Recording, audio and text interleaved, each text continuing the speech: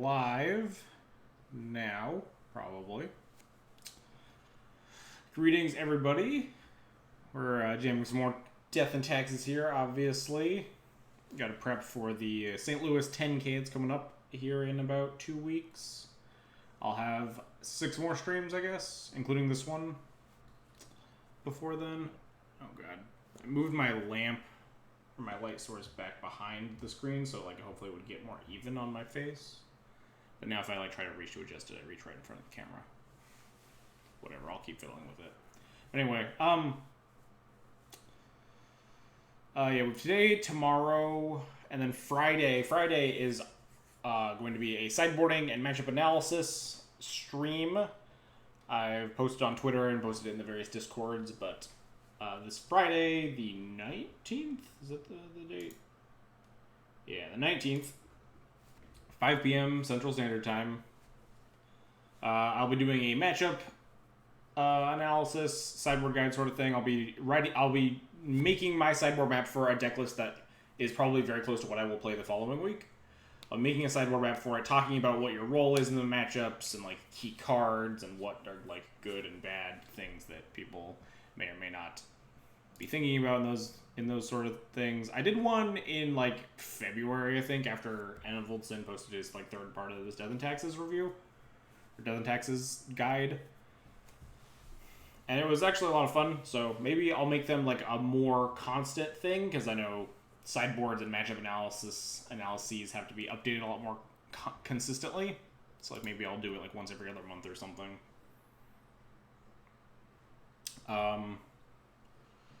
And then also, the title of the stream, there's ! RIP giveaway for more information, but if you're watching this on like YouTube or whatever, we're doing this channel's first ever giveaway. I have 2 foil Rest in Pieces. I should like just go get them out of the deck box and show them off. I got Gideon foil rips, so I'm giving away my old ones. As soon as we hit 750 Twitch followers, as soon as we hit that mark, I will announce the day of like the stream where we will roll for them, randomly determine the winners live. The details for that are on my Twitter. If you don't follow or you don't use Twitter, you can type !RIP giveaway in the chat, and it will link you to the exact tweet and tell you all the details for how to sign or like how to enter yourself into the giveaway. There are multiple ways to enter. You can get multiple entries, stuff like that. But I will be plugging that until it happens. But anyway, this is the deck list we've been jamming with. Last time we played it, we 5-0'd on Friday, I think, right? Yeah, we 5-0'd on Friday. And I've been kind of liking most of it. The sideboard, I keep saying, feels a little bit like wonky. Like I do need to map it out a little bit better. And I think this Ancient Tomb, it might no longer be time for the Ancient Tomb. Ancient Tomb was being played primarily because it was a burst of mana in a format that largely did not punish you for taking 2 damage a bunch, like even like two or 3 times. But when the top decks of the format are like primarily Delver decks, this Ancient Tomb can be extremely punishing. Given that, along with the fact that we're maxing on a lot of double white cards, like Tomic, Spirit Keeper, Prelate, Wisp, Burnaz, 3 sideboard Council's Judgments, etc., etc. There's a chance that this Ancient Tomb is like just too much on the mana. Ren and 6 plus Wasteland is definitely a thing that is prevalent in the meta as well. So like maxing it on basics is a pretty good draw. But for now, I think I'm just gonna jam this list again. This is the list we 5-0'd with. Let's just get some people.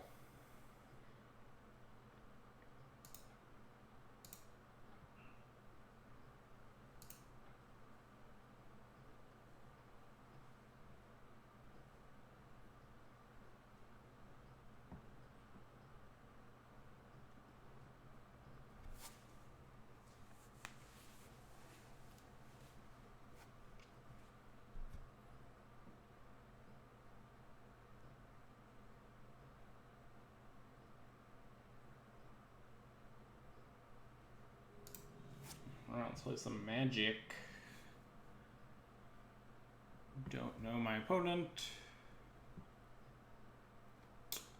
There's this Ancient Tomb, which looks like this might actually be like a keep with Ancient Tomb in it, honestly.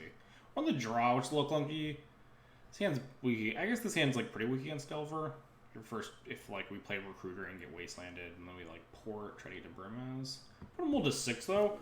There are a reasonable number of decks where you can, if you can like just recruit Jailer and slam Jailer, or like recruit Prelate if they're like a combo deck or something. This hand isn't unreasonable. Anurag, thanks for the raid. We just started our stream. Welcome, welcome, everybody. We're literally analyzing our game 1, match 1 opening hand. I think this hand could be better. We're on the draw. Put him into 6, which means I think we don't need to be like super greedy or anything. I think I like this hand more. Put him goes to 5. Keep this and shove the second plow or the GT. I think the second plow. If the first plow is bad, the second plow is terrible, and if the first plow is good, like we're good. Our hand is pretty set up against a lot of the plow decks, like Delver. Like we have a lot of the GT and the Prelate and stuff. Also, double plow doesn't synergize with the Prelate if we're trying to get there as fast as possible. Hand needs more Type Taker. If anything, it needs less Type Taker. If I could play negative copies of Type Taker in my deck, I would. Oh, are we just dying?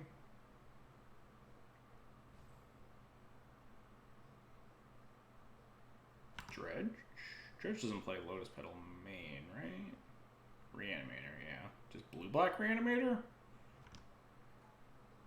Turn 1 Iona. Man, please turn 1 Grave Titan. Oh, they're brainstorming? Alright.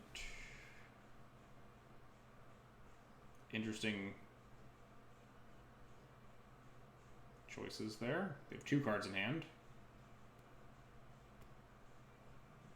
They have land. Hopefully they don't have Reanimate as the last card. Thought sees me, please. Don't cast Reanimate. I can't beat Reanimate on Iona. Oh, nice. They're making Grave Titan. We can beat that. I guess it would make sense because they're not going to make Iona in the blind, right? Because they don't know what to name. Alright, we can beat a Grave Titan.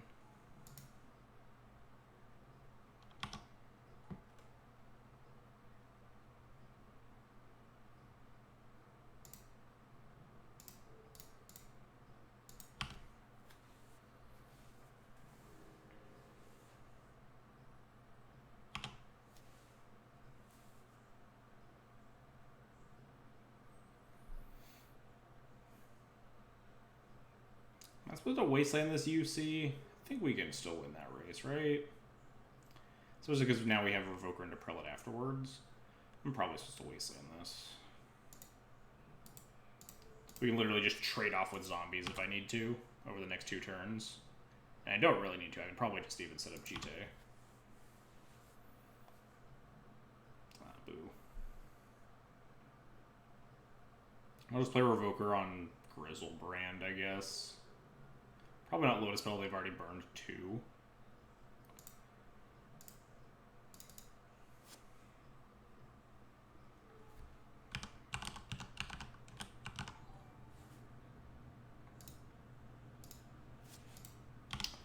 Detri, thanks for the 9-month resub. Appreciate the continued support.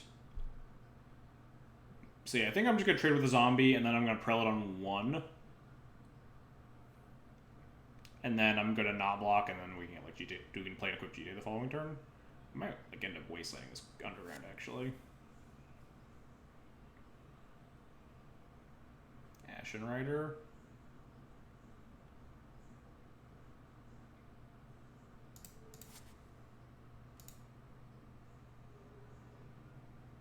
We like draw 2. I'm tempted to just waste. Yeah, we might just wasteland it and play GT. We're going to 8. Yeah, just make sure my opponent can't cast spells. Although, Second Prelate also makes it so they can't cast 1-drops. We're afraid of 2-drops, though, the most, right? I mean, they can also obviously cast another Reanimate, but if they have, like, land plus a 2-drop Reanimate spell, I think this is fine. Like, we're not going to get killed by this zombie. I guess they could draw, like, they could have, like, land plus Thoughtseize, and then we miss on a creature for 4 straight turns.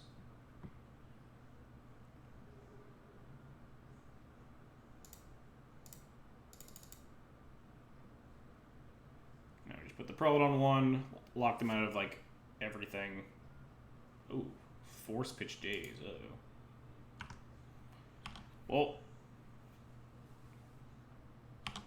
now maybe we die. We have, like, what, 3 turns? Go to 6, draw, 4, draw, 2, draw. Yeah. Oh, never mind, we're good. What clusterfuck did I just come into? Blue-black Reanimator.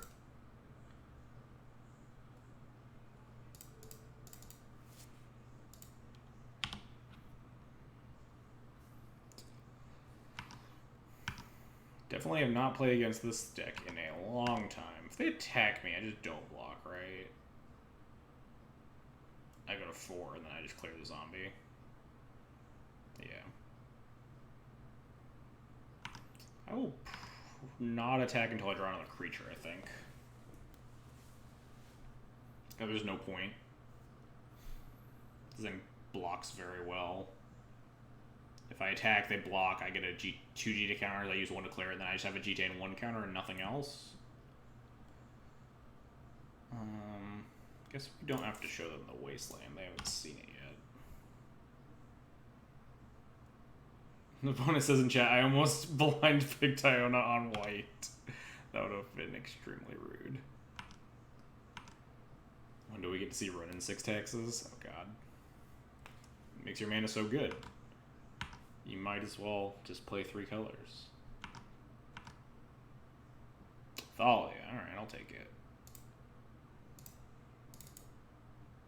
Now this game's probably over unless there's a Force of Will.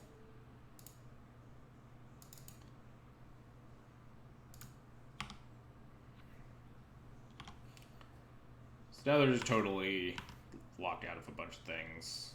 Can't even cast 0 drops, they need a land to cast a 0 drop. This Thalia's just gonna punch their face.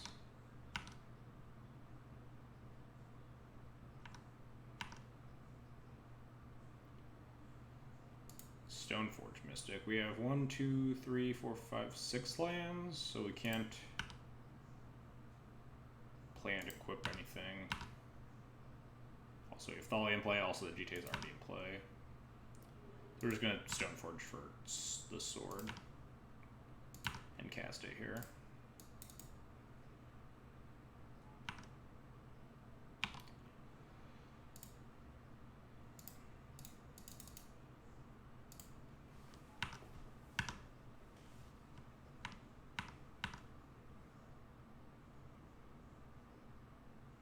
Alright, we did it. Alright, blue-black Reanimator, huh? Interesting choice. Red-black has been a lot more prevalent since the deck's creation, really. I think it's like a very similar board plan to blue-black or red-black Reanimator, though. We just boarded all these cards, like cut all of our like slow clunky stuff. The only difference is that they get like Force of Will instead of like discarded spells, right? And they get some bounce spells. They're worse at killing a Rest in Peace because they're just a blue-black deck. They're probably like splashing green for Abrupt Decay. That's what the blue-black decks used to do. They just have like a Bayou and Abrupt Decay or whatever.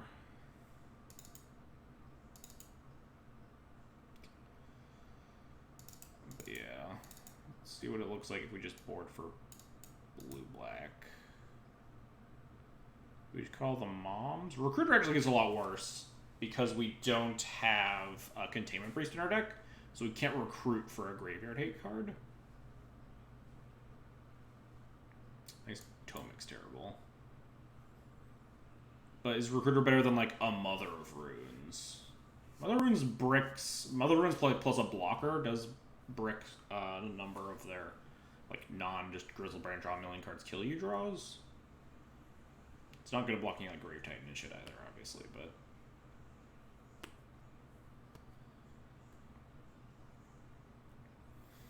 Recruiter is very slow, but Recruiter is also, like, you can recruit into, like, Jailer and stuff. It's just not really where you want to be, I don't think.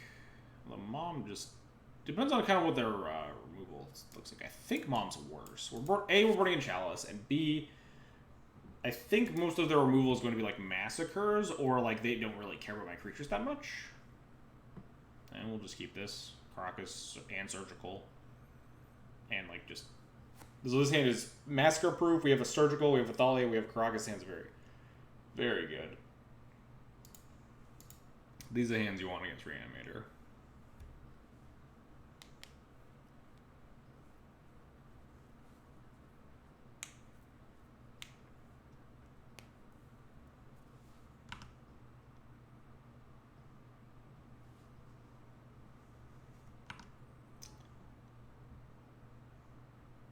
Alright, what you got?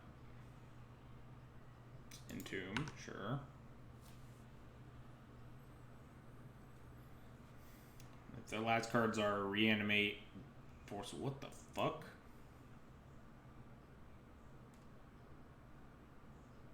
Question to the chat. They draw 8 cards, right? If I let this happen? Like, I could Caracas this, but I'm pretty sure they draw 8 cards from the Reanimate, right?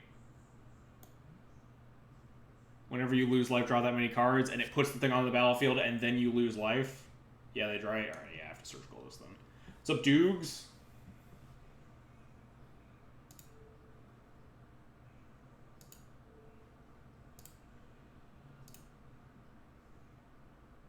They could have, like, Daze or Force Blue card. I'll be sad. But, like, they'll draw 8, and we can Caracas it and go from there.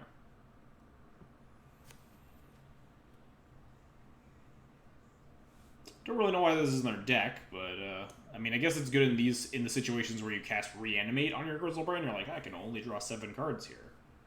Whereas you don't lose as much life, and you draw 8 cards.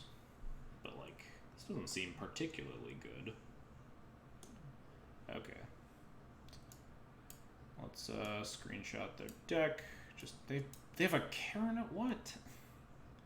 This deck seems like nonsense.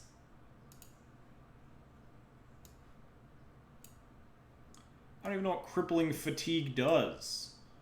Oh god, what have I done? Alright, make sure I exile this. Look at their deck. Drop and play this deck. So they boarded in, like, I assume they boarded in City of Traders or something to go with, like, a Show and Tell Arcane Artisan plan. They have a Collective Brutality. They have no Massacres, which is nice. They just have no anti-hate. Besides this Crippling Fatigue, whatever it does. I'm going to have to Google this. Target creature gets -2/-0 until turn flashback. So it's like an entombable removal spell. I don't watch much Legacy. I play a lot of Legacy and I've never seen a cripple. Wait, I can just do this, right? Yeah, I forgot about that. Yes. It's just like a entombable, like, Containment Breach killer, I guess? But it's a sorcery? Whatever. Therein is Careful Study of Polluted Delta, so... whatever.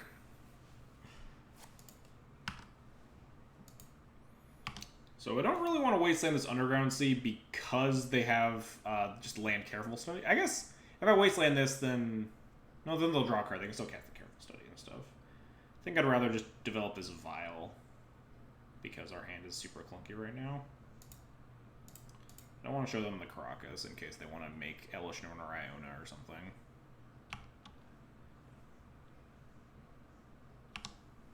This does give them, like, more ability to discard shit, but I don't think I just want to fire off that Wasteland when they could easily play a land in Careful Study and I'm stuck on a 1-lander.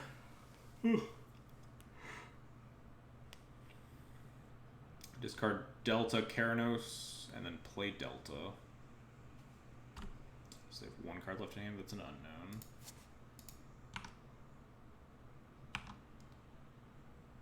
I'm just going to cast Thalia. They don't have Massacres, so I don't need to play around it.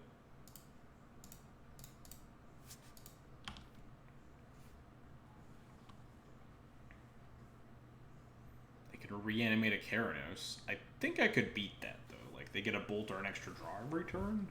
I also just have Council's Judgment for it.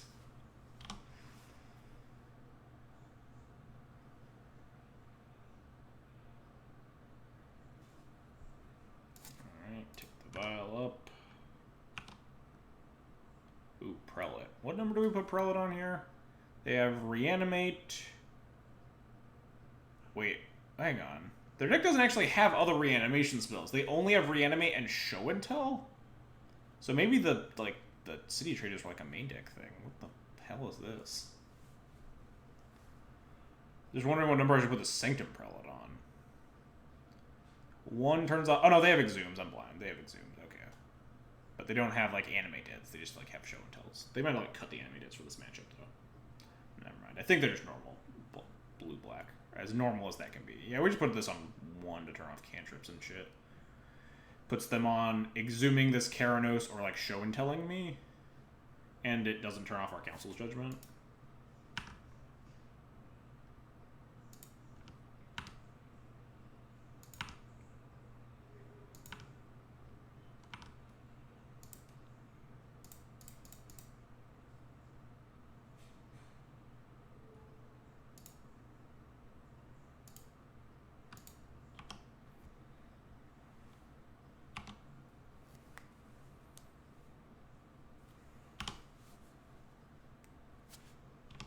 I got nothing. What do you got, opponent? Nothing as well. Alright, my mana down plan doesn't look like it's very good.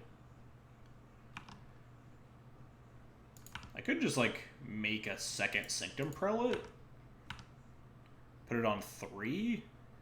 Leaves them Collective Brutality as now to kill stuff. But it turns off Show and Tell. Also turns off Crippling Fatigue. Doesn't turn off Exhume, but, like, we have Council's Judgment for... Oh, no, we wouldn't have Council's Judgment.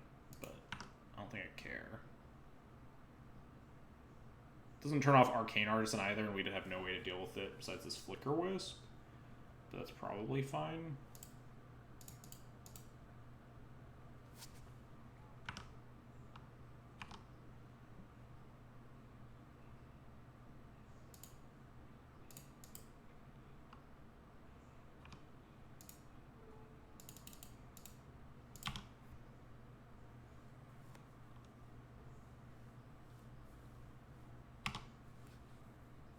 Very short on things that can actually beat me at this point.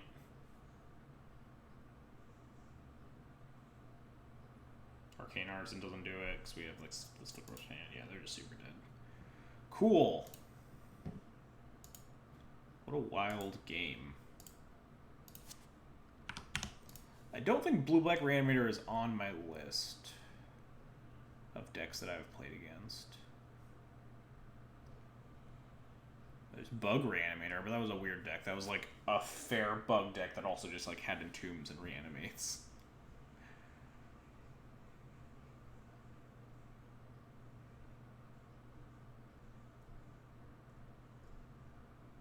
Oh, there's Blue-Black Reanimator.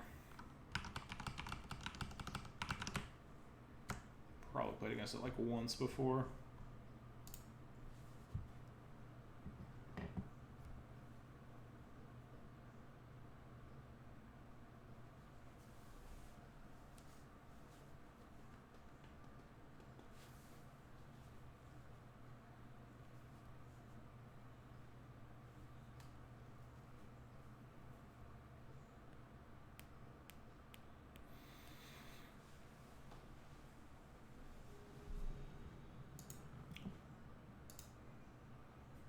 Shops is fair 86. I feel like we played against this person recently. I remember this name.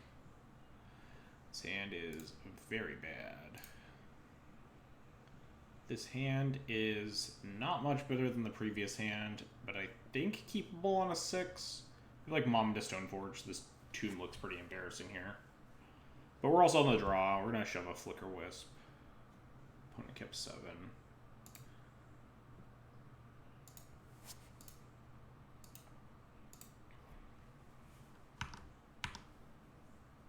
What is Shops is fair playing?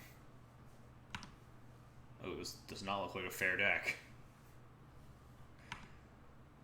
Red Prism? So, like, Tess or, that Echo, the whatever that thing was. The new Time Twister deck, right? One of those two. Thoughtseize me. Alright, well, my hand sucks against your deck. Probably take, like, Stoneforge Mystic. my clock. Top deck Phyrexian Roker would be nice. Name Chromox at least. Also accept just drawing a Thalia. Yeah. Hey. Sometimes lucky. I wonder if I actually want to name like Lion's Eye Diamond here. This Chromox is in play, but Lion's Eye Diamond is a scary Magic card that exists. This Chromox does like just... what is this Chromox doing? We can always like Flicker Wisp it later too. Provided we find like another white source, I guess. I kind of want to name Lion's Eye Diamond.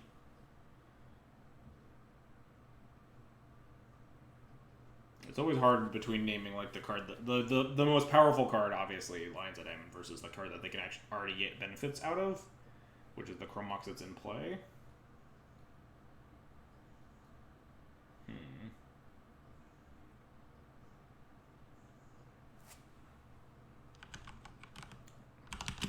I think the name is going to be Lion's Eye Diamond.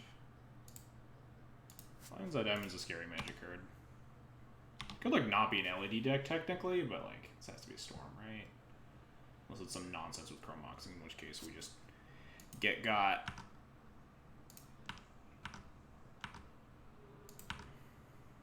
That's not give away my Twitch notification on my phone and am confused.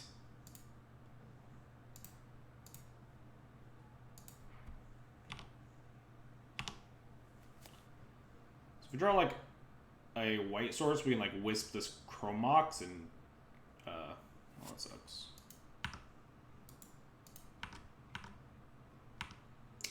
Wisp the Chromox to like Ravenscrime them, make them discard one card, assuming they want to keep it around. Wow, they're hitting a lot of land drops. I'm glad I didn't name this Chromox, because it doesn't really matter.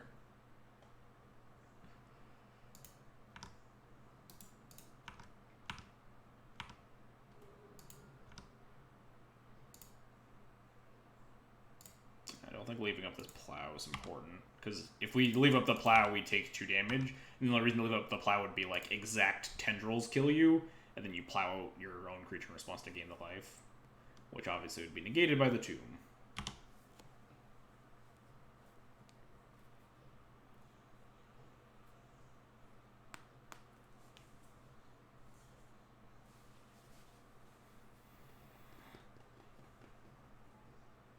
So pedal, another pedal. I'm scared. It's a lot of mana. There's a diamond. There's another diamond. Can they just... No, they don't have enough. They only have 1, 2, 3, 4 mana after this, right? Is this just empty? Yeah. Might be able to beat this on board, right? Depends on what we draw, I guess. Yeah, white source certainly helps.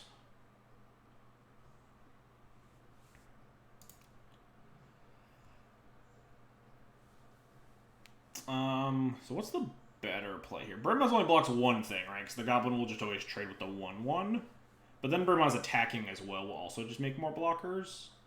The Flickerus will kill a Goblin, but then also just have to trade with a Goblin. The Mom can only save 1 creature, which is probably just going to be itself. So I think it's the Brimaz right now. We go to 16, play the Brimaz. Block, block, block. Pro red the Mom. Take 9. Go from 16 to 7.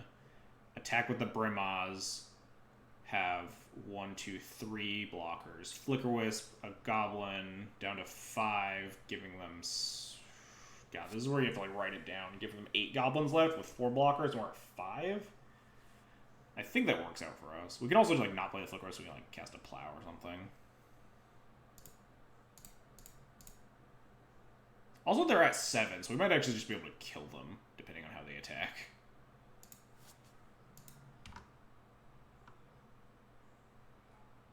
Because we have 1, 2, 3, 4, 5, 6. We have 7. If they like swing all out, we just don't block and kill them on the backswing.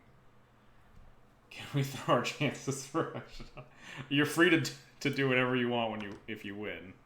You can donate your immediately 1 rip to Aishnaz if you want.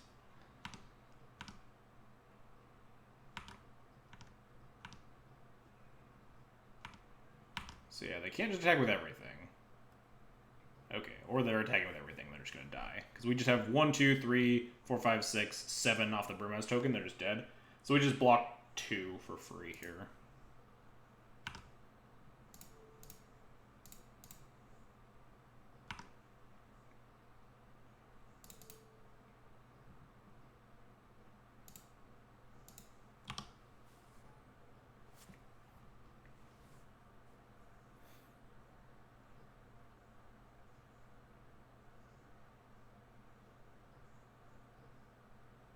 We'll have 4, 5, 6, 7 on the backswing.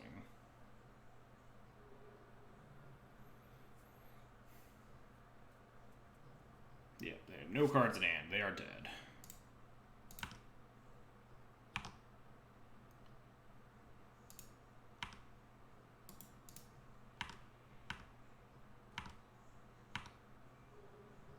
We did it!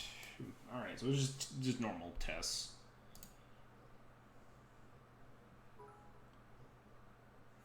Army, thanks for the 1 bit. I look forward to watching you eat the tasty card for on stream. You can't have me. I'm not going to eat the card.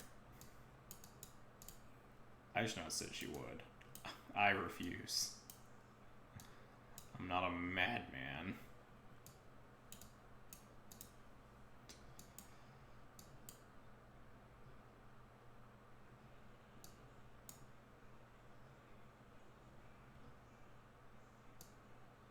Wow, we actually don't even have that many cards. Alright, I haven't played against Tess in a hot minute. So Rip just sucks against Tess. Rip does nothing, because they just never go for Past in Flames. As you know, week and a half, I'll sign any legally binding piece of information. That's my chances of winning. Alright, yeah, you can take that up with her. But Surgical, like, is bad, but sometimes relevant. Against, like, sniping Infernal Tutors if there's, like, one in the bin or something. Or hitting win cons and stuff like that through when LEDs get cracked. It's just, like, marginal, it's like borderline stuff, but more relevant than, like, a Palace Jailer or a Spirit Keeper. Chalice is obviously great. Prelate's obviously great. Relic Warder can pop artifacts if they're playing them before they go off, like, to play around Thalia. Or just eats, like, Chromoxes that they play in the early turns to get more mana. So Atomic sucks here, but, like, it's better at blocking than, like, Spirit Keeper and Jailer. It lives through Massacre. Don't know if either of those things matter. I mean, that's kind of why I'm keeping in Brimaz over those cards, because, like, they're better against Empty the Warrens. I'm supposed to bring in Pithing Needle to name Polluted Delta. It's apparently, like, a play in Ant. I'm not sure if that's supposed to... Versus Ant. I'm not sure if it's supposed to be versus Tess, but... I think I'll just submit here. Alright, this hand's gas. Hopefully we don't get turn 1. I'll keep. Please don't kill me. Oh no. Please cast a Ponder. Alright. Please, again, please don't kill me. I would really appreciate not dying here. Our hand is pretty good at surviving if we get to casting spells. Don't do it. Nope, this seems like we're dying.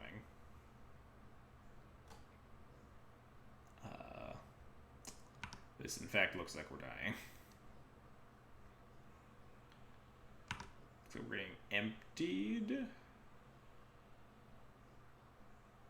Yeah, we did it.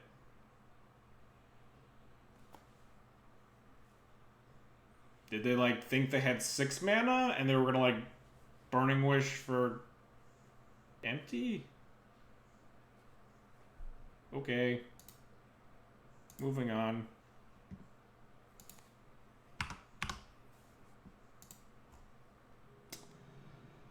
Alrighty then.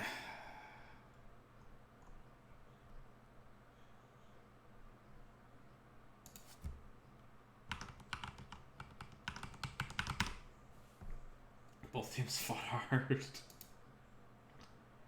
We gave it the old we gave it the old college try. Sometimes it just works out. Shenanigans. My opponent could have cast shenanigans there. Alright, this hand is incredibly soft to the card Wasteland, but is still very good, so I'll keep it.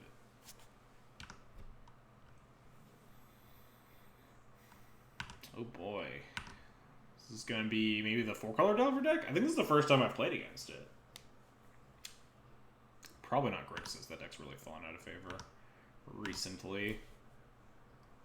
At least Underground Seeding means we can't get Renin 6'd.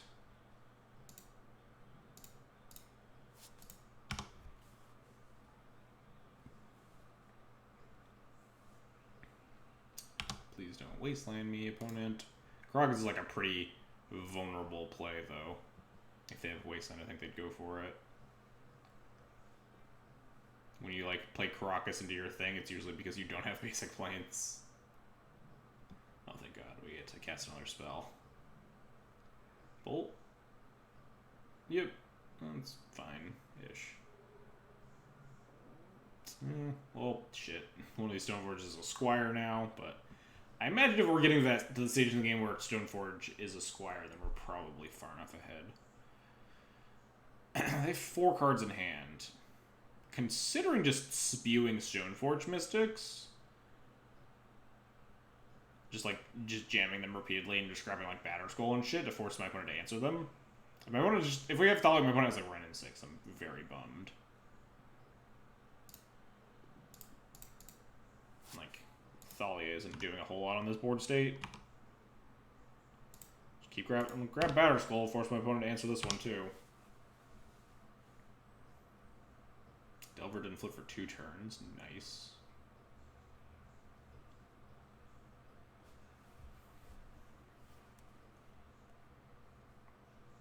They could just be Grixis, but hoping they're 4-color. Thoughtseize. Haha, we have a second equipment opponent. But I really liked the Batterskull.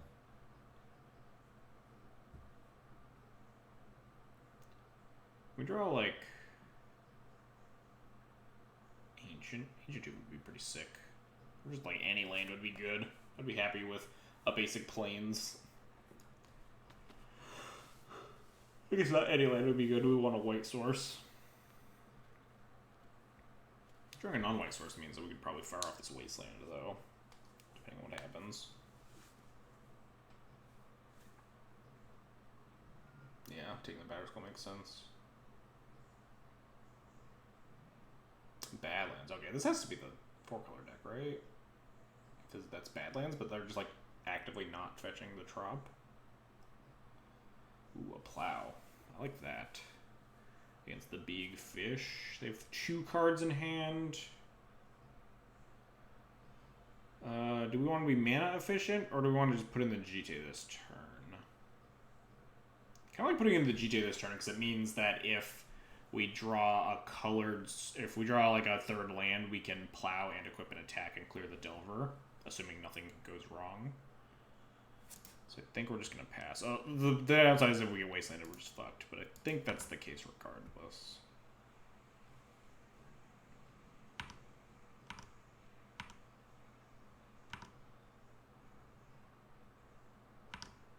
Just keep not flipping Delver. Dang. Off days.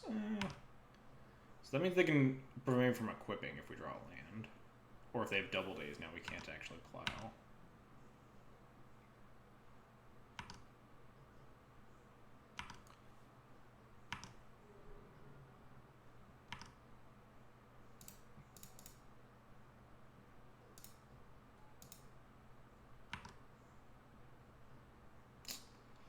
That sucks.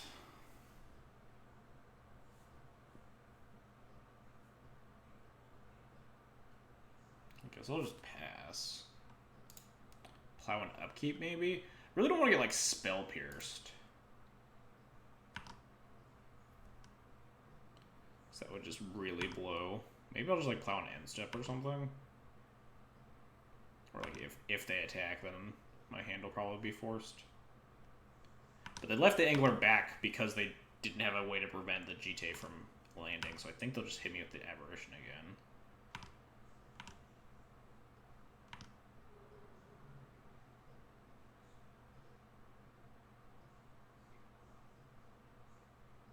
What's this? Red. Arcanist. That's fine.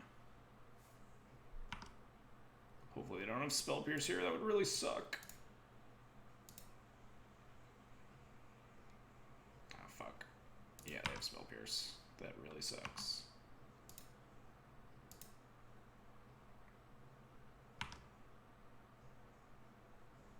Jeez, and us never hitting our third land drop.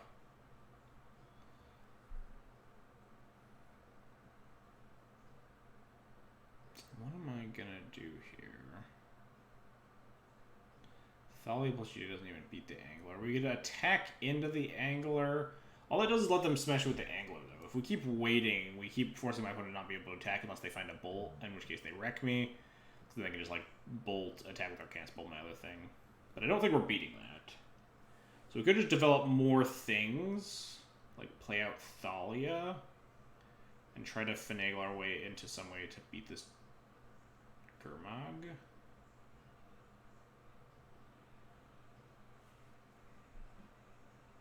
Just drew a land for Wisp or something.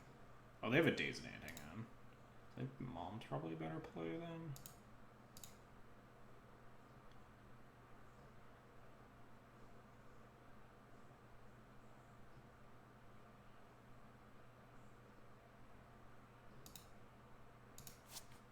They just have 2 Dazes? They do, alright.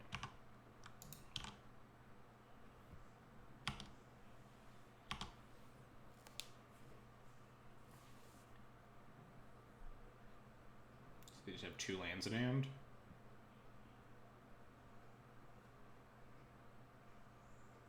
They might want to send with the Gurmag now. But that does let me get GT counters, but I don't think it matters because we just take 8, go to 5, equip the GT, clear the Insectal Aberration. Yeah, it's too late now.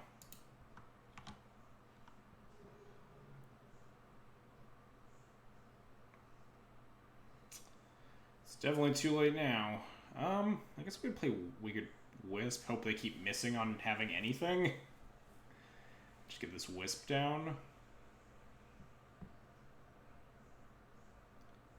So it puts it in front of the Insectal Aberration, then we chump block the Angler with the Stoneforge Mystic, and then we play Spirit Keeper.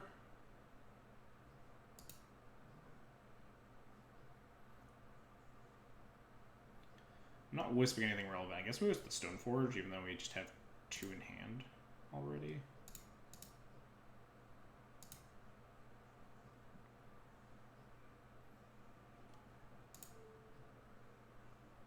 I could wisp the Aberration, actually. It does give them a look, so they could, like, fetch away a bad card here. But it also, if the Delver doesn't flip, then we get to keep our Flicker Wisp around, which is huge, because we can just equip and murder them. So I think it might be worth the chance. Especially because grabbing the Sword of Fire and Ice just does nothing here. They find a Bolt, we just fucking die a horrible death. Or even, like, a Ponder probably murders us. Doesn't flip, and they don't fetch. What did they find? Like a True Name?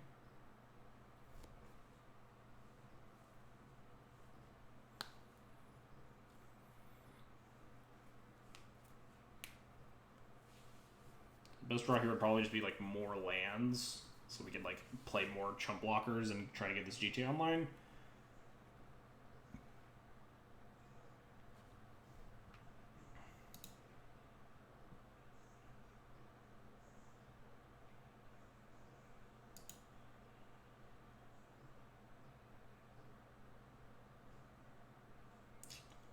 So I could prevent 1 damage by trading the Wisp instead of the Angler.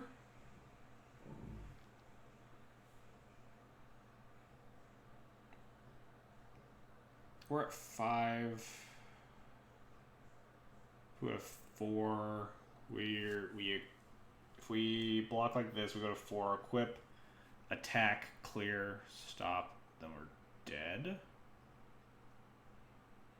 We'd also just equip the GTA and pass the turn and keep fating this Dreadhorde Arcanist forever. I think it might actually be trade to prevent 1 damage here. That puts us at 7 if we use the GTA counter to clear the Delver and the other to gain 2 life, and then we don't have lethal, assuming we don't hit the land drop.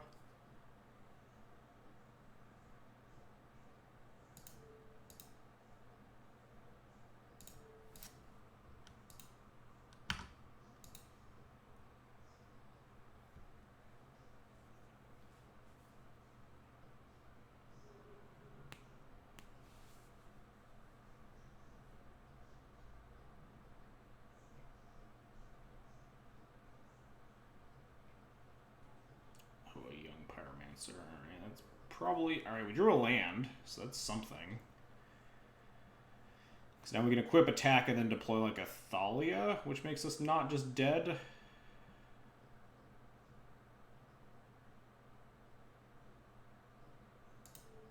Trying our damnedest to survive here.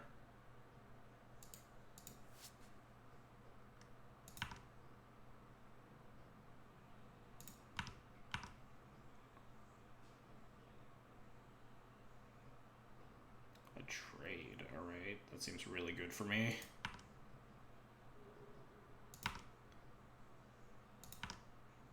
We're still just dead to a bolt, but... So I'll play Stoneforge here because we're just forced into chump blocking this angler, basically. Technically, we go to 1 by gaining life here, but and then try to, like, equip the G2 to Thalia, but I think I'd rather just chump block and stay above bolt range. Currently, they just bolt a Stoneforge and kill me, though. But, like, there are future turns in which that might not be the case. If they, like, find a cantrip, though, then attack with the Arcanist, then there's a chance we use the GTA counter to prevent them from getting a cast.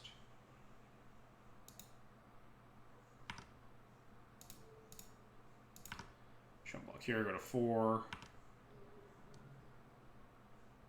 5 creatures in the yard.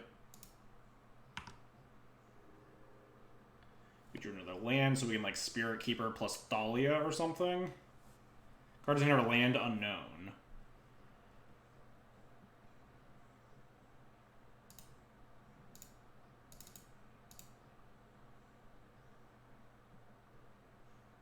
So they can't force this.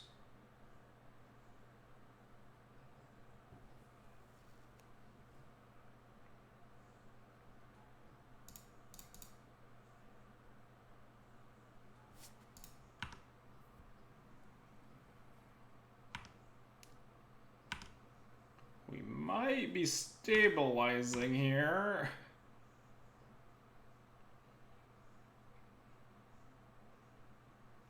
Are we still dead? We're not dead to this lightning bolt. Because we have the GTA counter, we can just make it so the Arcanist can't cast the bolt. What's up, Jacob is boss? How's it going? Okay, so... whenever it attacks, you may cast... So if I can let this attack first, right? And then make it an O2. I'm like 90% sure I can let it attack and then make it an O2 and it can't cast the bolt. Because it says it has 0 power. We're 2-0 right now in a very stressful game here. It's really important.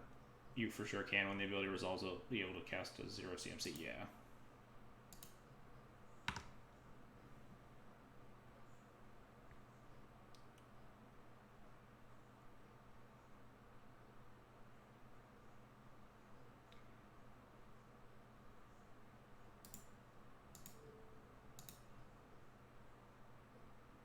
So we make the Dreadhorde Arcanist an O2. They can't cast the bolt. We declare blockers. Get 1,000,000 spirits. And kill the Arcanist. Oh, nice! That was the game I did not think I was going to win. My opponent drew pretty bad off the top there, but... Whew. That was close. That's why we were saving the GJ counter in case they drew Bolt and tried to lethal me like that. Anyway, but yeah, we're doing pretty good now that that game's off my chest. Was stressing out. I think my opponent just Grixis, right? Opponent did not show a trop. And they had the Badlands. The Badlands does not feel like it's a Grixis card. I've only seen Badlands in the 4-color decks. I mean, their only green cards like, what, Abrupt Decay and Ren, so they could pretty reasonably be the 4-color deck still. Don't actually know. I think sideboarding does change a little bit.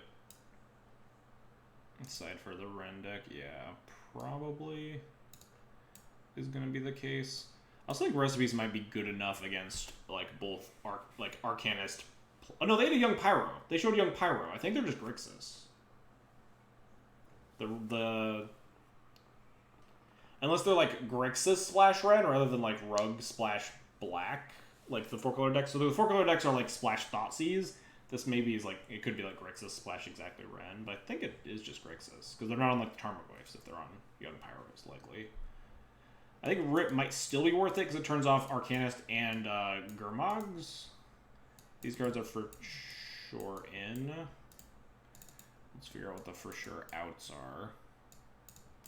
Tomek might be worse if they're not on Ren and 6. It does block Delver still, but... Well, Prelate's traditionally has been like more weak against the Grixis variants. Do I want Rips? Maybe I want Rips. After Howl Spirit Keeper like saved my ass. Super hard there.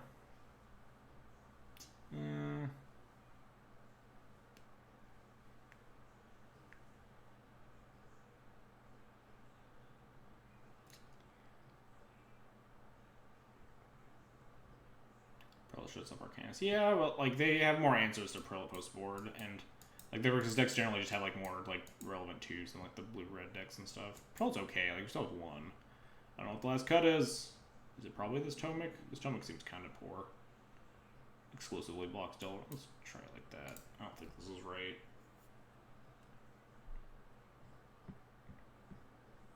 Yeah, I'll keep this. Blathalia Judgment is good.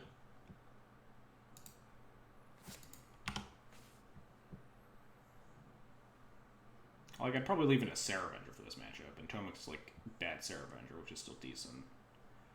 Inquisition, huh? Well, hand is okay. They can take our only threat, or they take, like, Council's Judgment if they're playing on True Naming me. Yeah, that's fair. Ooh, nice. Good draw, good draw. I don't think I would cast a Plow on a creature here into a Daze. It's going pretty good, Lackey. We're 2-0 right now, and we're up a game in match 3. Nothing. I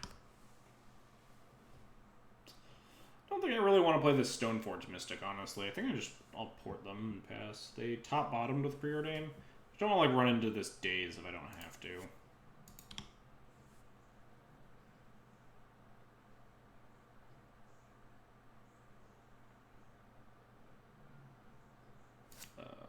Oh, they're... Wait. Why are they fetching now? Okay. I'll put the red. They're a little bit away from casting an Angler, right? They cast... I guess like any fetch land puts them in Angler, I think. Any land puts them at Arcanist or the other thing, though. Pyro. Do I listen to Everyday Eternal? I do not. But I saw that they did... Everyday Eternal was the one that did the Death and Taxes episode last week, right? Or like they talked about it. They had Barra on stream, or on as a guest. Stuff like that. I don't listen to a lot of Magic podcasts. I don't know why. I feel like I would, but just haven't gotten into it ever.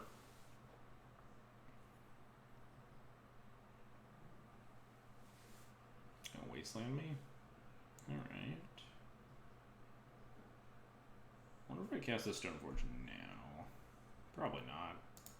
Still playing 3 here. Have a bunch of plows up.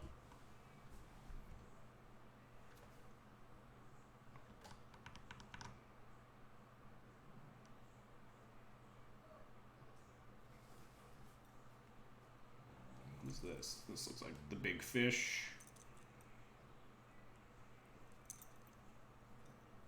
Yep. They know I have a plow, though.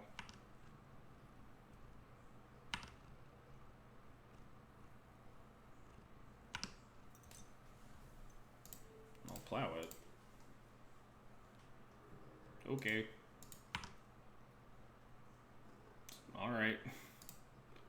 I'll take more plows. I almost want to get GT here, just based on the fact that I guess they only have 4 cards in, but they've cantripped so much, there's like no way this Stoneforge is going to live, right?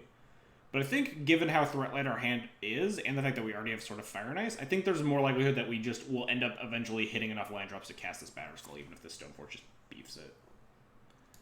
Rather than, like, this GT being relevant. The cat is here. Kind of like end-step bolt. Nope, just fetching at weird times.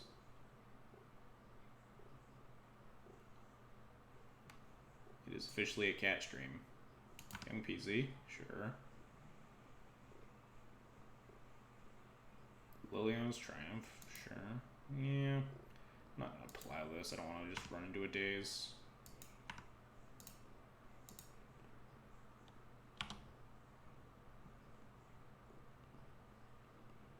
So now I kind of want to run into a daze.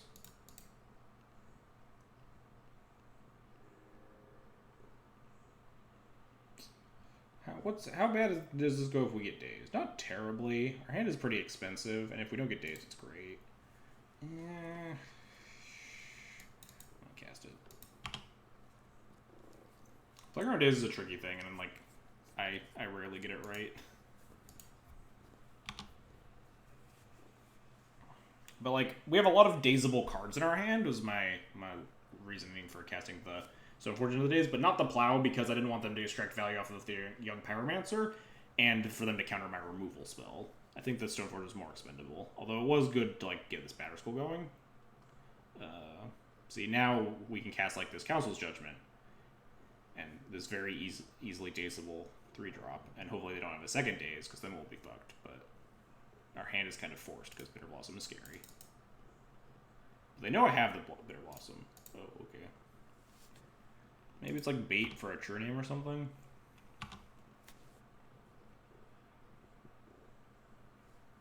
Like, not really bait if you just like can't. Yeah, if you just like can't beat the other thing. We can beat a True Name with sort of Fire and Ice. Spirit Keeper, 3 cards in yard. I think currently I'd rather try to get Batterskull online. Makes it so that they either need to have like an Abrade or something, or can't attack with the True Name, because then we just can race them with a Lifelinker.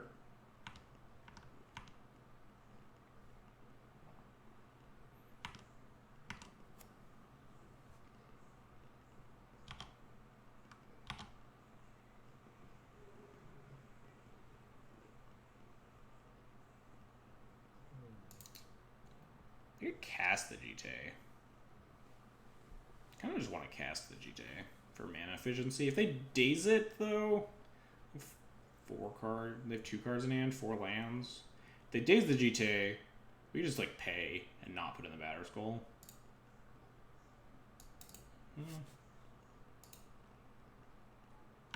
Yeah, sure. They could have like an Abrade here, but now they need multiple Abrades, right? Before they're like secretly 4-color this whole time, and they're gonna like fetch a Trop and then grudge both my artifacts, which get ranched.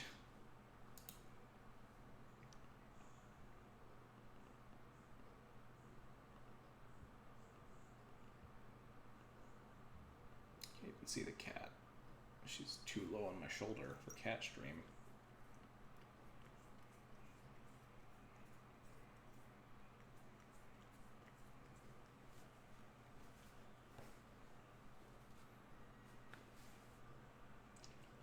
going on with this Ponder opponent? No shuffle. More land drops. Feels like a little bit of a tell that my batter school is not going to live.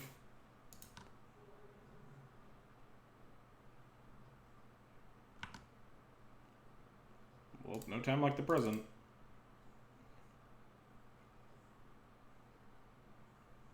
Yep, no, you gotta let me put it in play first.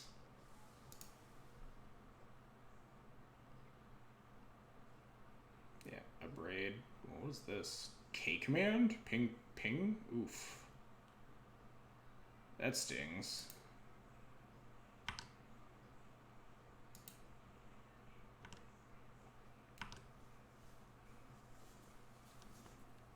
Still have Spirit Keeper, though. Spirit Keeper's good here.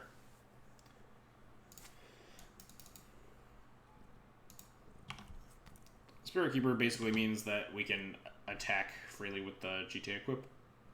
Even if they leave the train back, we can just pop it and get 5 1/1s. K Command is not a card that was really on my radar, but also not something that we were super going to play around that turn. It's something that we were just kind of going to get got by regardless.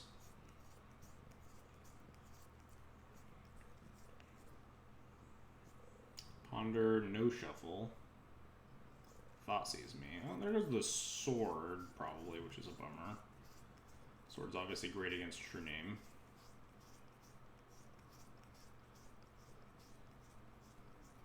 But now we're at a standoff until they can find like a Marsh Casualties or a Plague Engineer or something. Yeah. Do I attack?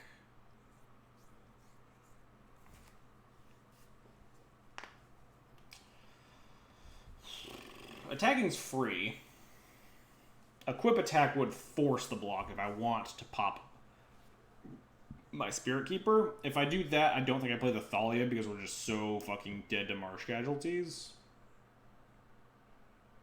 I think if I just attack, they'll probably block, though.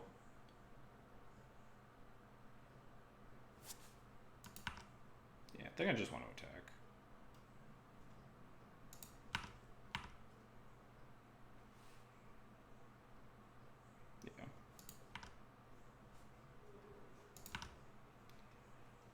Make 5 spirits, hope they don't have like a Marsh Casualties or a Plague Engineer.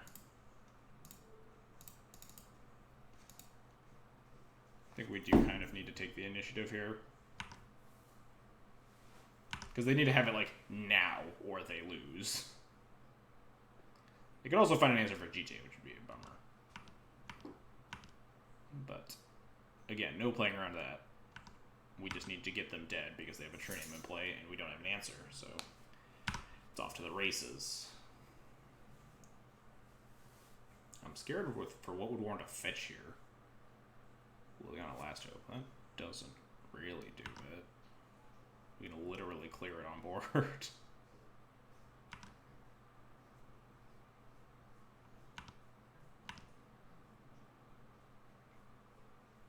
I wonder if I plow this Elemental. Probably not. It's gonna suck if their last card is a removal spell of some sort. Because we can't clear the Lily and they can keep picking off my spirits. It's mean, but not the worst. Oh, and we have to discard a card. Ooh, that's rough. I'll keep the plow. Punished on playing that Thalia pretty severely.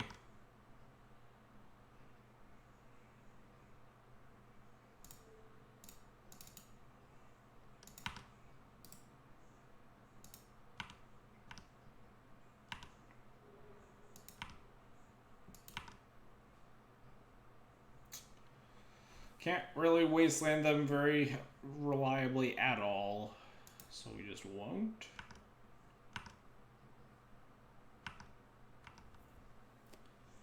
They need to find an answer to my GTA, though. We're still, like, winning as the board sits. That's fine.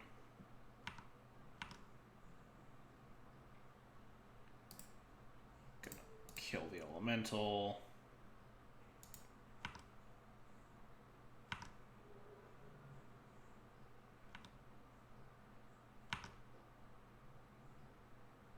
Not a good draw.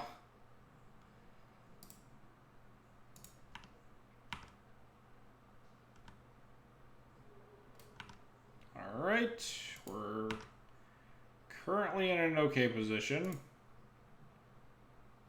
So we have like nothing that's expensive at all. My opponent could have like, they have like Snapcaster that's really bad. Maybe I should Wasteland them. We have like no plays that require this much mana. We boarded all the recruiters. All of our equipment are already gone. I think I want to Wasteland. I can underground see.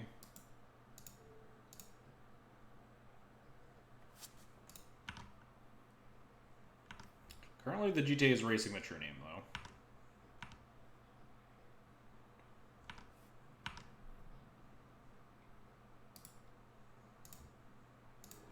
Stay above bolt range.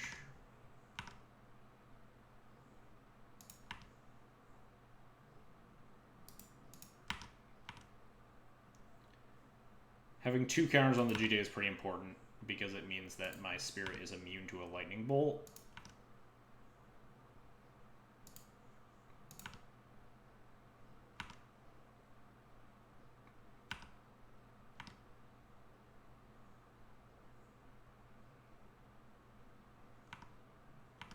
I'm going to gain life twice here. Essentially, every time we connect with the GTA, we net gain 1 life. Versus the true name, because the true name is just dealing 3 damage to me every turn.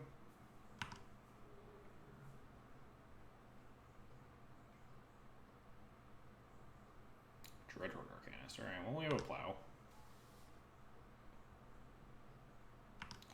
That feels like... Maybe it's not even, like, worth plowing, though. Save the plow for something bigger. We can use, like, the GTA counters to try to deal with the Dreadhorde Arcanist. It does waste our GTA counters, though. We have time. We'll untap first. Draw an Aether Vial. Sweet.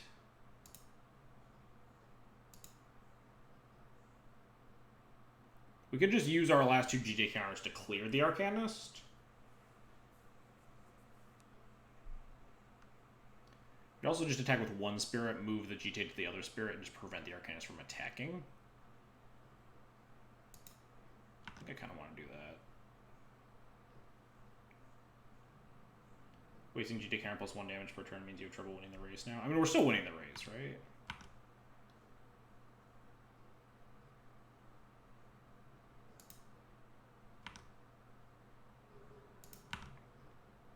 We're gaining 1 life a turn. And, like, we had 2 GTA counters to spare here.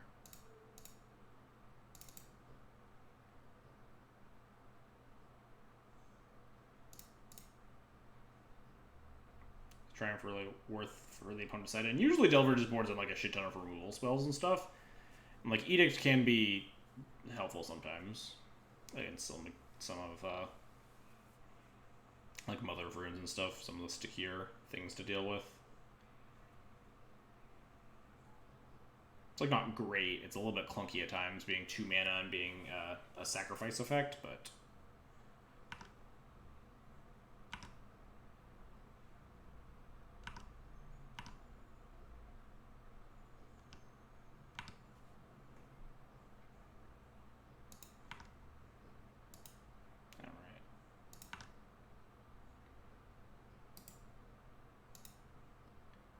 go to 7 here, then down to 4, so we're still immune to a bolt.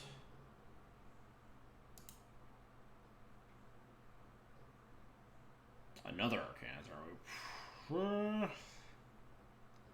Could technically keep holding down the fort.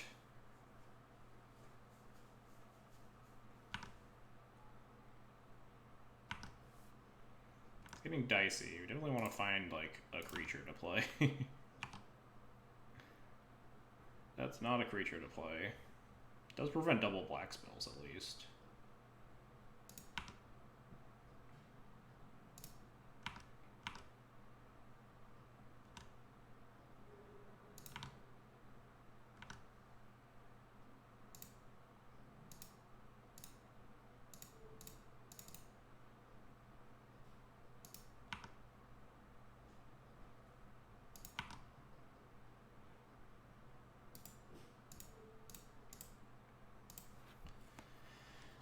Arcanists are going to be pretty ugly. I guess if they draw, like, a removal spell, or if they draw, like, a Braid, we just clear one Dread or Arcanist, gains a bunch of life, pile the other, and then hope to God we find Judgment for the true name. Or something. Yeah, they still can't attack.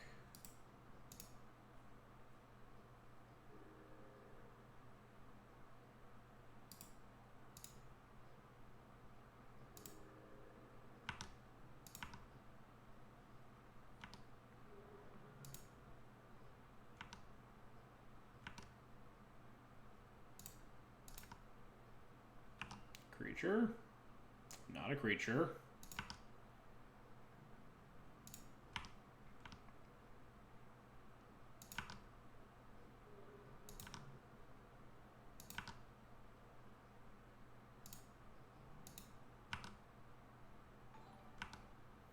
The zombie pumpkin, thanks for the follow. The zombie pumpkin, sorry. Appreciate the support. Trying our damnedest not to die to Delver here. Oh, I forgot to equip. Whoops. I did forget to equip Undead Spirit. Oh, they did find the Abrade. I guess it didn't matter, conveniently, on this turn. So now we clear an Arcanist, gain 4 life, and plow the other Arcanist. I think is the play.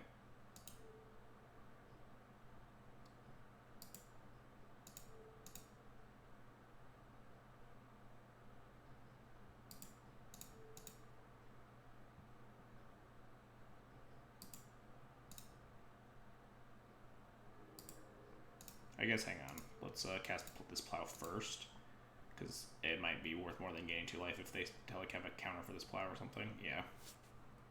Force pitch days. So now we want to make this Arcanist an O2 here, because it gains us more life.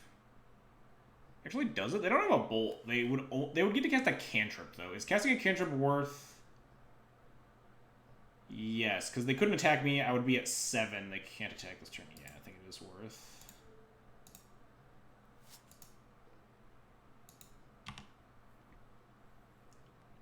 But now, yeah, we just need to top deck Council Judgment. We're dead. Even with Council Judgment, now they have Arcanist online. Could get messy. Oh, yeah, we're super dead. We can't even attack because they just have lethal. Yeah. Things don't look good for our hero. We definitely tried our best. Regardless of how this game ends up, a testament to the power of Hallowed Spirit Keeper. Yeah, Hallowed Spirit Keeper is one of the only cards that helps you like fight through these super attrition-y games. Yeah, HSK's Hallowed Spirit Keeper down here. Oh, you can't really read it because it's behind the Thalia emote, but...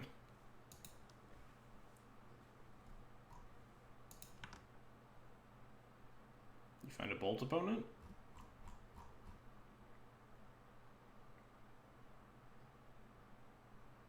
Kolaghat's going to do a beating. Although so was discarding that Thalia. If we didn't discard that Thalia, like we would discard the Plow instead, I think we probably win that game. Just so much more help in the damage race. Feels like I could have attacked with 1, because if they drew a removal spell, we were just dying anyway. But there's just nothing that can save us now. Where's my Plague Engineer on Wizard and then also Rogue at the same time? No.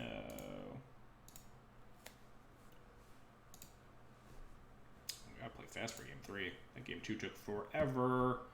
Alright, so they have Arcanist. We didn't see any Gurmogs, but they are just like Stone Grixis. Probably want this Toming back in now that we have more time to sideboard. Do I want the Prelate?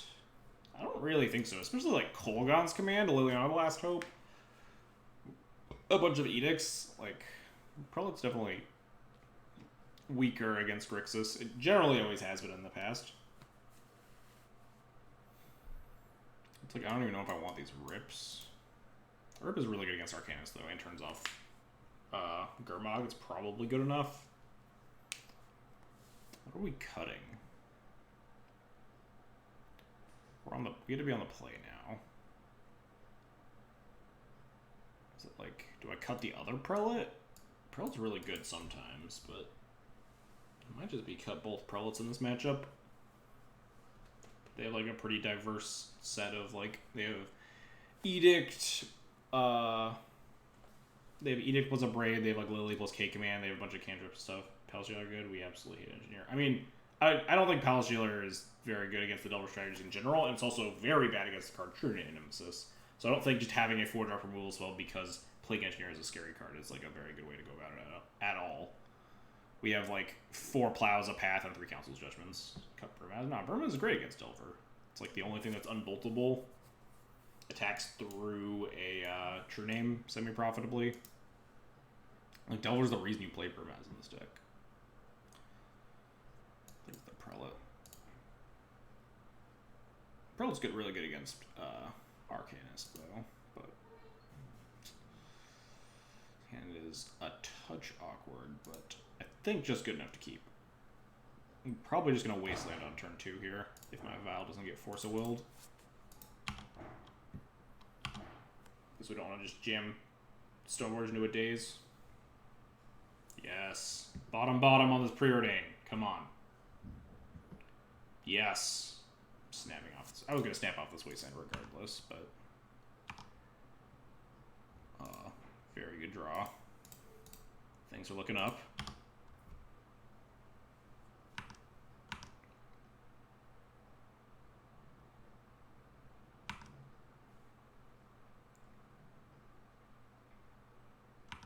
We might get the old Violin Mom into Violin Stoneforge.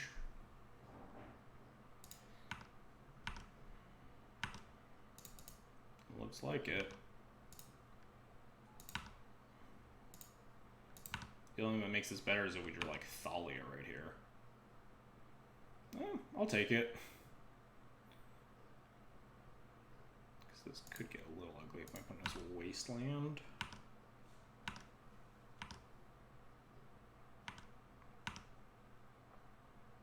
I think they're really set on like developing their own stuff right now. Yeah.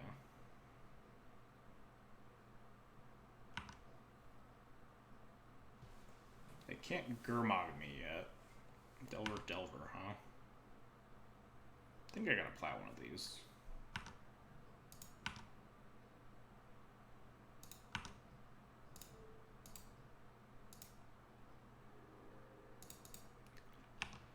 Go get Sword to beat True Name.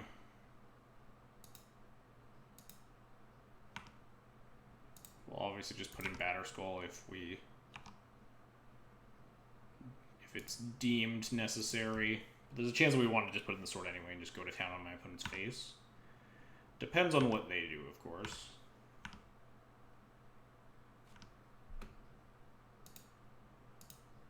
No Delver flip, nice.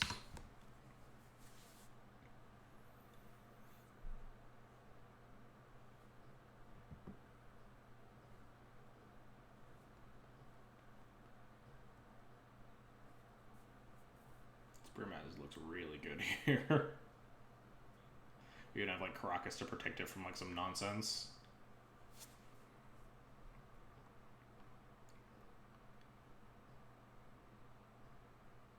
Brainstorm, sure. They could still find an artifact removal spell. Fetch push is good. I mean, Delver decks don't generally play Fatal Push, but also we have the Caracas to protect the Burmaz anyway. Squall Life, thanks for the follow, appreciate it. Oh, and yeah, man, we have the Mom. We just have everything, don't worry about it.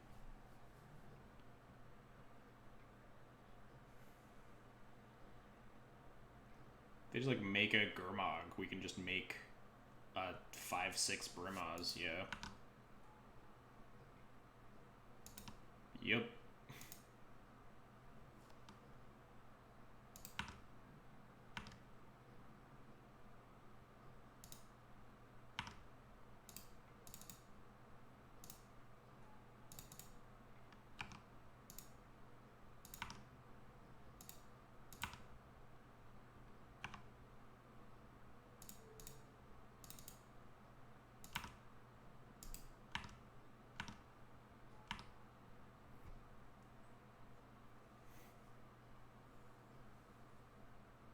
Yep, chump block with the Gurmag Angler.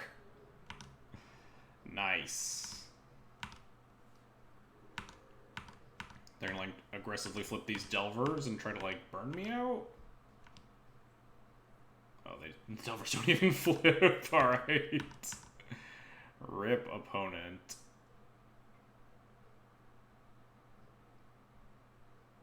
Opponent is extremely dead, I think. They could, like, find a removal spell for this sword. Then they're already, like, still losing the race. And we have this Batter Skull and Council's Judgment still. The ball is very much in the opponent's court.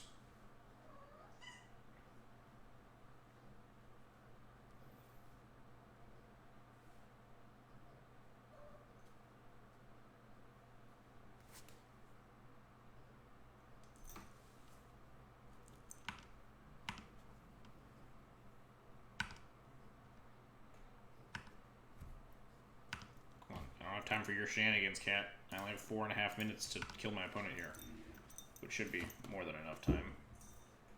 Yeah, K-command my... They're not K-command the vial, they have K-command the sword, right? Oh, they're taking upkeeps before I draw a card. Sure. Discard the Council's Judgment. A little bit unfortunate, but this Batter Skull should just put my opponent in the ground anyway.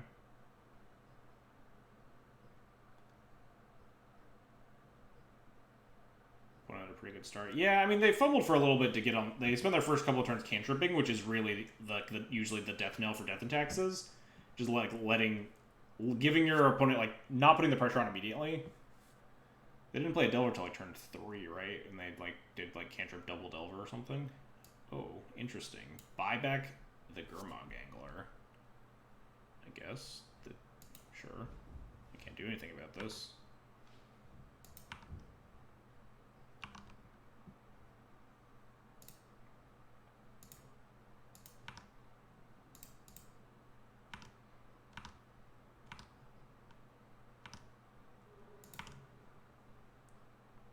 I don't think I want to wasteland them. We're almost to the point where we could just equip the Batter Skull.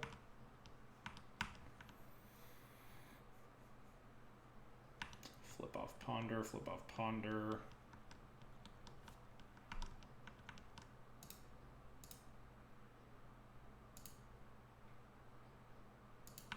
Cast the Ponder.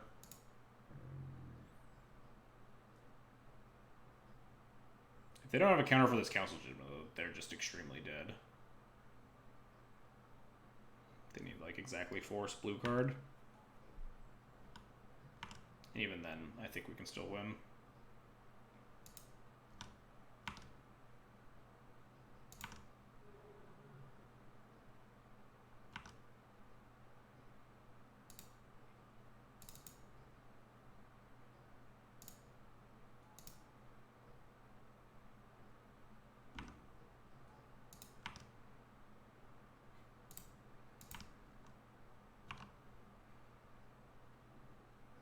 We just have Flicker Wisp.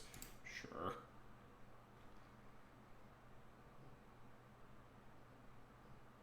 Opponent holding triple days. You would only need the double days, but...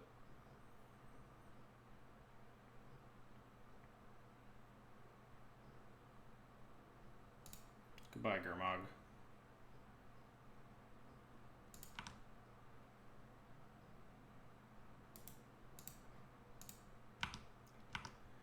Punch my opponent for maybe lethal? I think 1 off. 7, 8, 9, 10. No, I think this is exactly lethal. Yeah. Even if they had the force, we could have just flickered out the Gurmag Angler and lethaled them there. That force bad against us in the normal set out in most cases. Not necessarily. A lot of decks, I think that is a very old adage that people is kind of getting out of style as Legacy progresses. Force is card disadvantage, but it's also like tempo gain, and Delver is like the premier tempo deck. There are like a very narrow margin of cards that matter in those matchups a lot of the time, like protecting your Treant from a Council's Judgment, or like Force of Will and a Stone Force that you can't answer or something, or just like being ahead and staying ahead. Like a lot of your losses against Delver as and taxes are just their Protect the Queen draws where they just go Delver, and then Daze your first play, and then Bolt your second play, and then Force Will your third play, and then all the while they're murdering you with a 3/2 flyer. In addition to that, Delver doesn't really have a huge amount of cards usually for to sideboard against us. So it's usually like they cut their Spell Pierces and random stuff first. They can usually trim them, or like trim Dazes on the draw or whatever, but I don't think anyone should be sideboard, like just cutting all their forces against Death and Taxes anymore.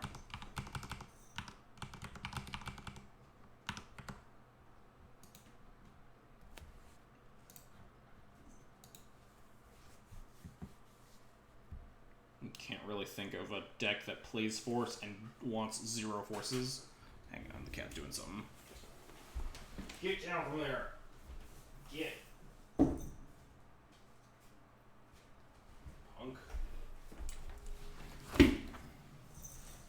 Don't realize that most of this game they lose to Vile Access because they couldn't deal with Vile. Yeah, there are some very relevant cards. God, this cat's being a pain in the ass. Hey, stop that. Hey. Ugh, I hate one-land Vile hands. It seems pretty good one-land Vile hand, though, and we're on the play. Just keep these and always get punished for them. Don't do it! I don't like this. Oh no, I can't beat a Force of Will. Well, that's not what I was expecting to see pitched to this Force of Will. What does this do? It's like a Thalia, right? It's like a Thorn. Artifact, instants, and sorceries. Your opponent's cast cost 1 more. Land? Never didn't have it. What the fuck are we playing against?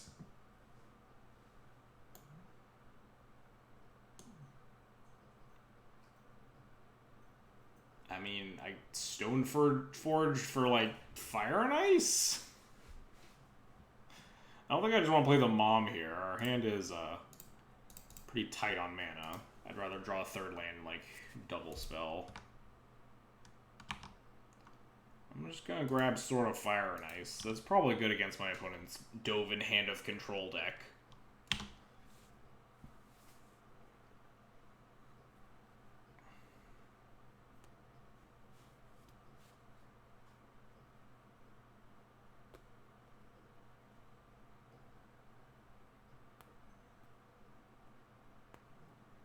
Yep, sure, that's in the Dovin Hand of Control deck. Yep, sure, that's in it too. Why not?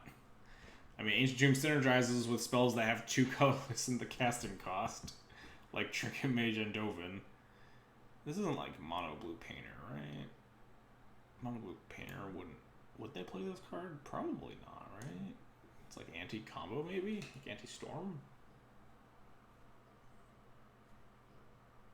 It's like my best guess. Based on the card. Urza Stompy probably doesn't play either of these, right? Or not these. These. Okay, so we'll just wait and see. Get rid of this. See the revealed cards. Walking Ballista. Sure. That card's pretty good against me. Land? Not a land. I can just revoke Walking Ballista right now. Probably not a horrible play. Walking Ballista is a scary magic card. They have an Ancient Tomb in play.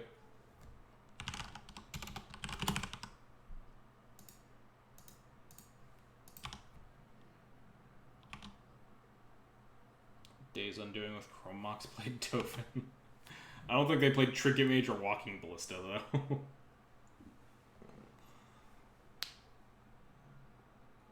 Sure, yep, that's a card in your deck, opponent. You got me good.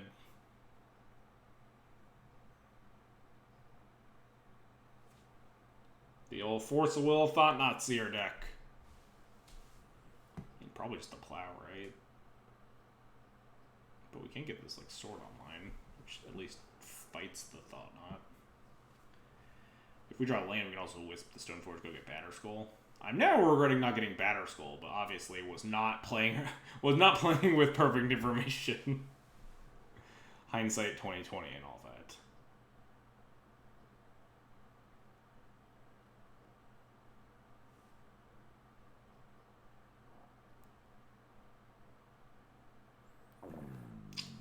No idea what's going on, though.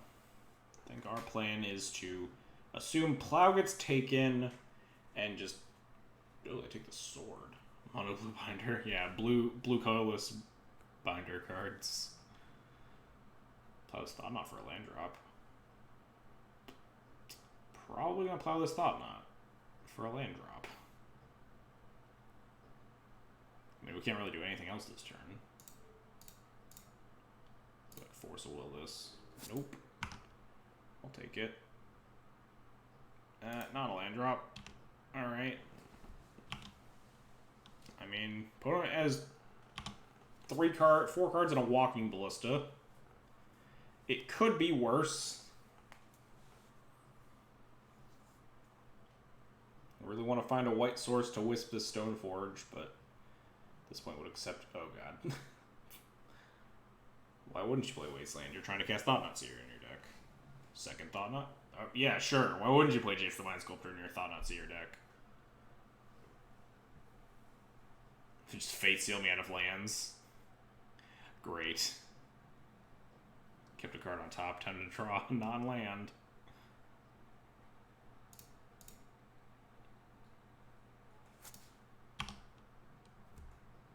Mom lets us put the Jace up here. No, they can just play the Ballista, right? As a colorless blocker. I think we're just iced. So we'd rip like running lands for 2 turns. And flicker the Jace. They need to like bottom twice, and we need to hit a land after it both times. Yeah, this is just a Ballista.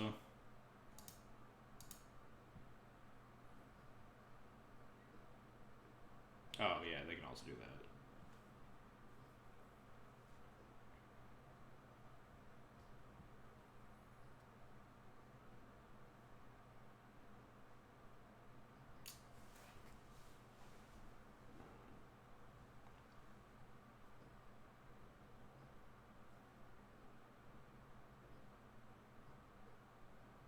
Boo.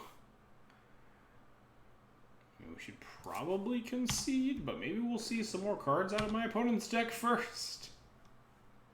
So it's like mono blue Stompy.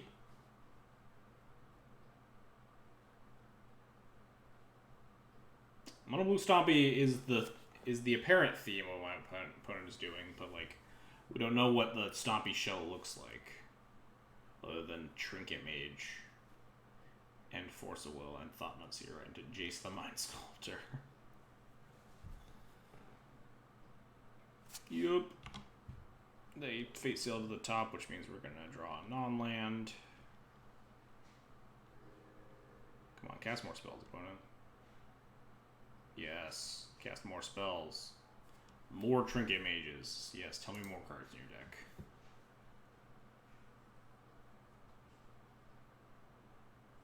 Sure. Chalice on 1 to prevent me from casting Source of Plowshares.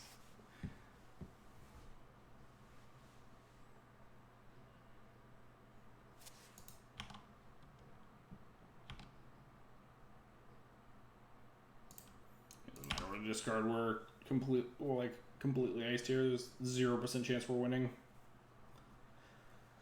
The only thing we're doing is letting my opponent cast more magic cards.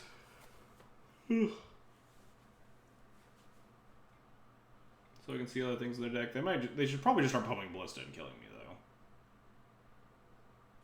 Chalice on 2, sure.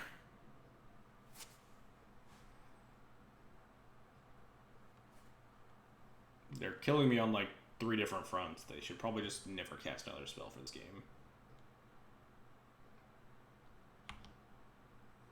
Not even attacking with the second Trinket Mage. Hey, look, we drew a land just in time to cast none of our 2-drops. Because we got Chalice on 2. We had put in our Jite off the Stoneforge activation.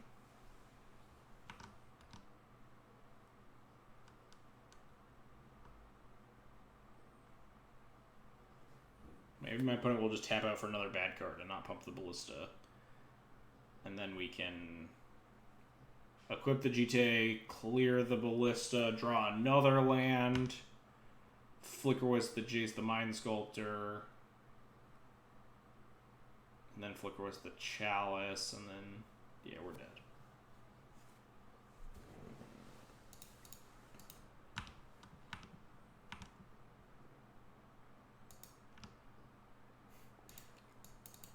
Kind of nice if we just like had a Batterskull here.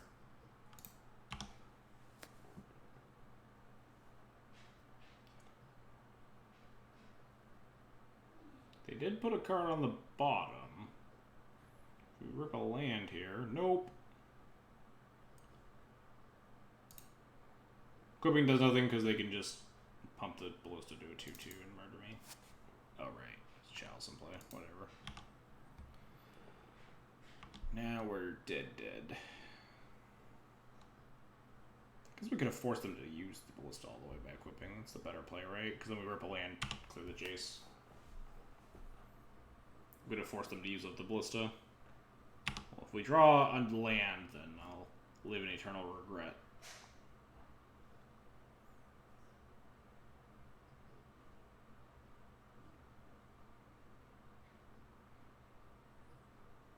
Yeah, no, they kept it on top. We did.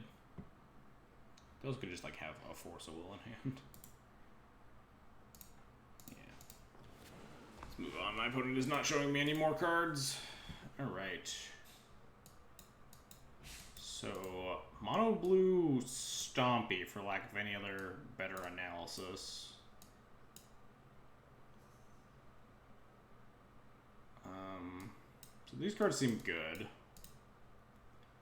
Prelate seems not great. They seem like pretty creature-based.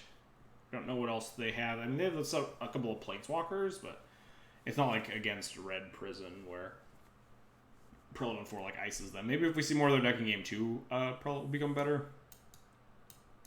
There's a chance Cataclysm's okay. My opponent's deck is probably pretty mana hungry. Imagine Mother of Runes is probably horrible against my opponent's blue and colorless deck. Blue spells don't really kill my stuff, and colorless spells Mom's bad against.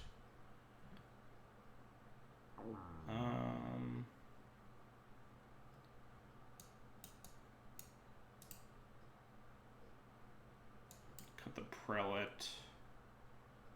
Probably shave Thalia's.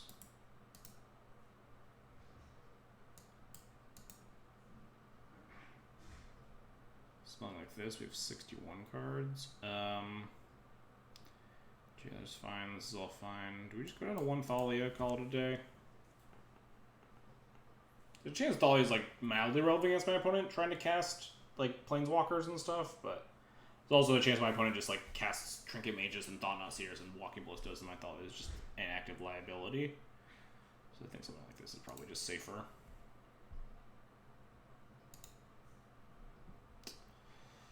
Alright, this hand is terrible.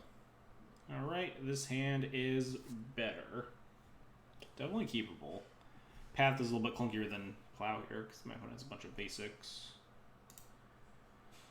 I'll certainly keep... I think I'm going to shove the Rashadan port. I think basics are probably pretty important. We don't know what, besides Wasteland, what my opponent's up to. And on a Molda 6 with no Vial, port's not going to be relevant super early. I think we're just going to aggressively Stoneforge for Batterskull as well. Opponent doesn't have that many answers being a mono blue deck. Or what is likely a mono blue deck. Spyglass. Well, I guess that might change what we Stoneforge for. I wonder if I Wasteland this.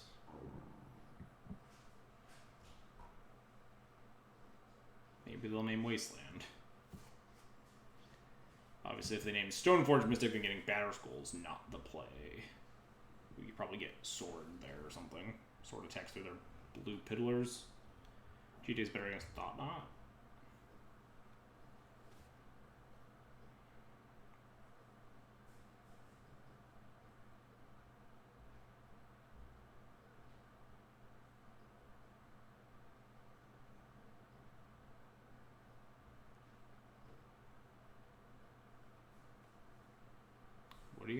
opponent. Aren't a lot of good names here. Imagine it's got to be like Wasteland or Stoneforge Mystic. Because you can't name an equipment here.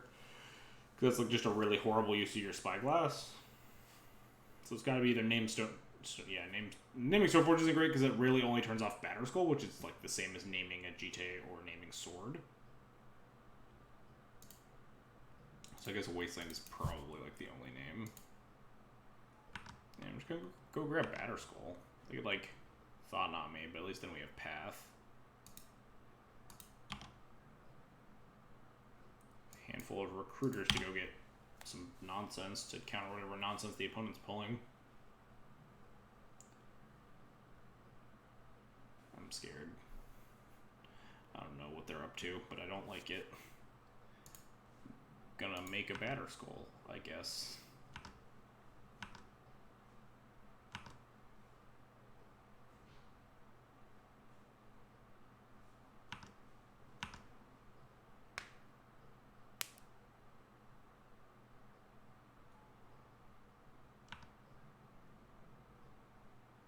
Something's gotta be up here, right? Waiting for them to like wipe away my Stoneforge Mystic or something stupid like that. But I doubt you're playing Wipe Away in your Ancient Tomb deck.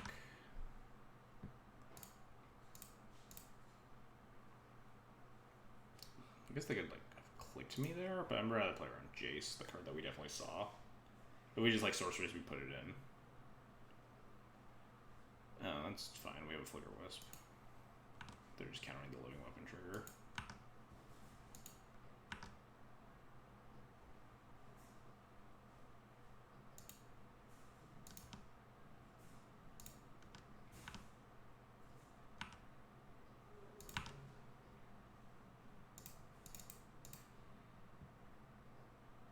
So that's what they were holding up last turn, was just Nimble Obstructionist. They could force this.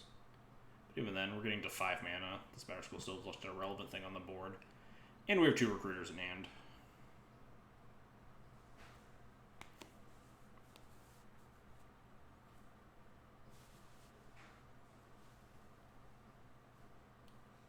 Just look pretty reasonably set up here. It's possible that like, we didn't want to overload on removal. My opponent might just have like Trinket Mages, a Ballista, and like Thought Knot Seers is like their only card, like their only creatures. It's like maybe this Path to Exile is just horrible. But I guess they have this Nimble Obstructionist, so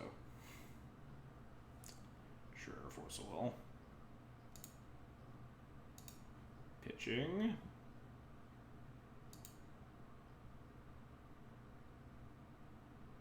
Pitching Trinket Mage. You got it, boss. Nothing I can do about that. Recruiter up another Wisp. Depending on what happens here, I guess. TMS. We could rip a land and just clear it. Just equip the Batterskull with Stoneforge and punch them.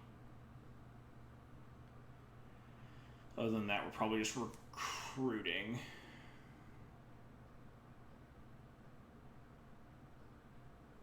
Do we want a Stoneforge instead? Stoneforge for Sword. Put in Sword over the course of this turn. Doesn't clear the Jace, but neither does playing Recruiter, right?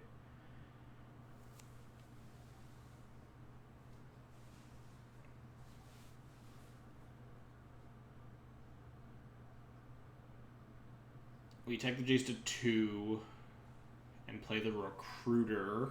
We force the Jace to plus on board at least, though. They don't get to Brainstorm. And we're still threatening the Equip. I think I like the Recruiter line better.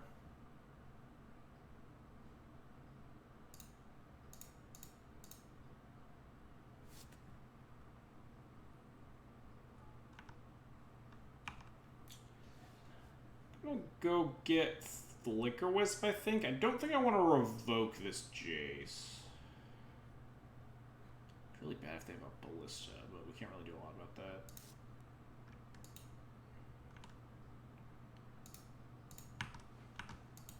They just like Ballista my board to death, and that's my life.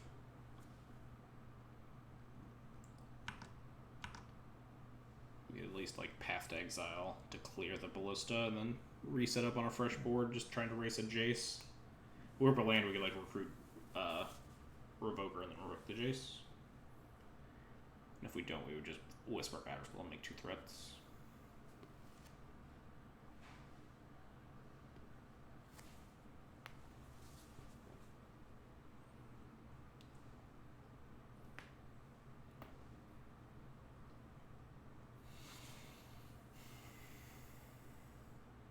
Still don't really know what's happening.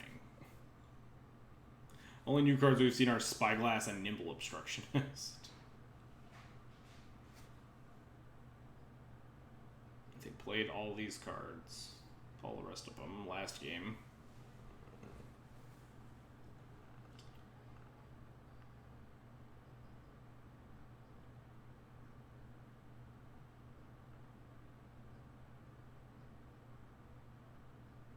Alright, they are Fate Sealing me, which probably means that they can't protect the Jace well enough.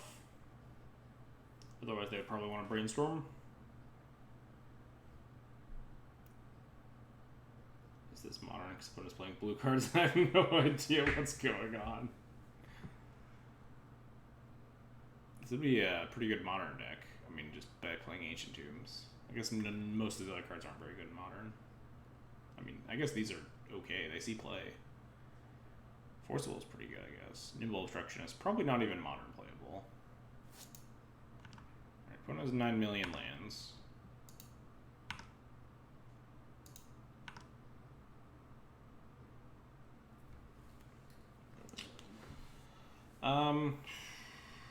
So I think I just want to attack the Jace for 2 and then like Wisp plus Aether Vial.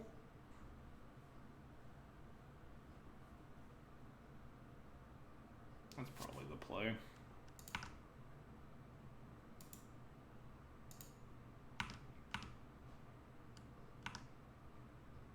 I imagine my Flicker Wisp is not going to resolve.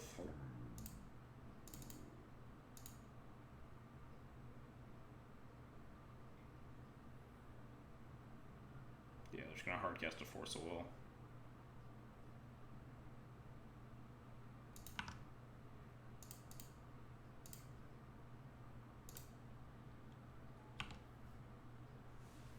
But our board state continually just puts pressure on this this Jace.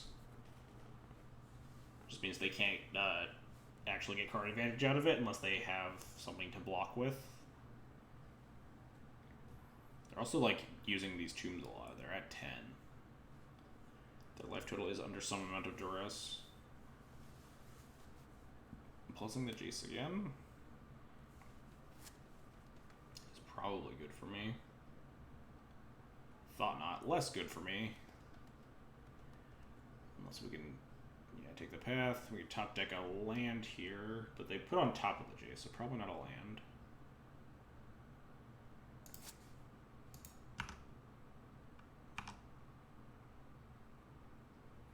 Yeah, it's an Aether Vial.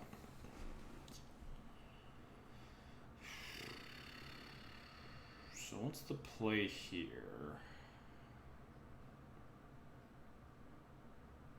Recruit another Wisp. We can't recruit any ones. We don't have any that are relevant. We could just recruit Revoker and revoke the Jace. The following turn we can like Vial in Stoneforge, activate the other Stoneforge. Could recruit like Palace Jailer. Just Jailer the Thought Knot and Punch. Probably not great. I don't like the play Stoneforge put in equipment, because none of our equipments are super good against the Thought Knot. Our sword doesn't, because none of our creatures have 2 power, so sword doesn't let us attack through Thought Knot, and GTA is just like way too slow. So I think the play is going to be recruit something and like play out this Vial again. The question is, what am I going to recruit? It's probably Phyrexian Revoker.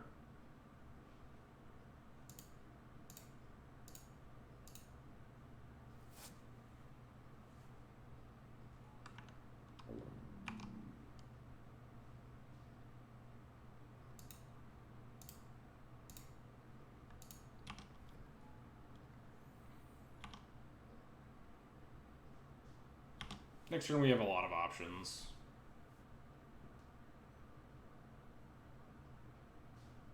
They do get to brainstorm with their Jace finally, which gives them a lot more looks at whatever they have in their deck to stop me from doing what I want to do. But I don't know what that is.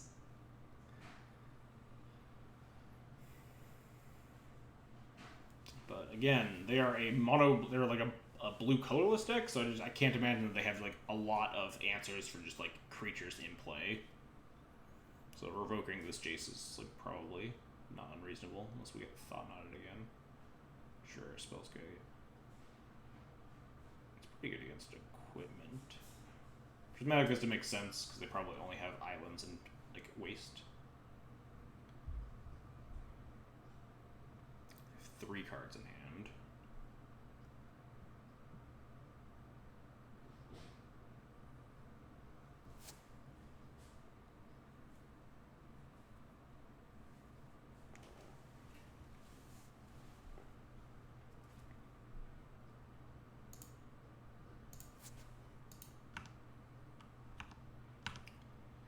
Take up these files. Draw a Plow. A little bit late for that. I could revoke the Spellskite, Plow the Thought Knot, and attack the Jace for a bunch. I don't love that in the face of, like, if there's a counter spell for the Plow, then, like, our Revoker is just really, really, really bad.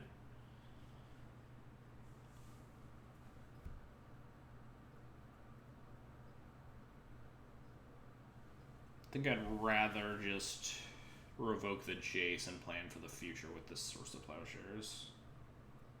Do I cast the Stoneforge here? I kind of don't want to. The other vials take him to 2 next turn. Like, I don't want any of my spells to get Force of Willed. Yeah, I think we just pass.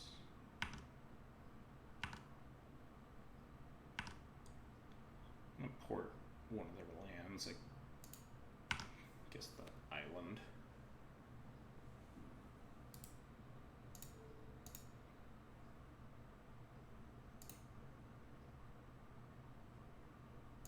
And we're also gonna Phyrexian Revoker this Jace. They're gonna nimbly obstruct my vial activation. Alright.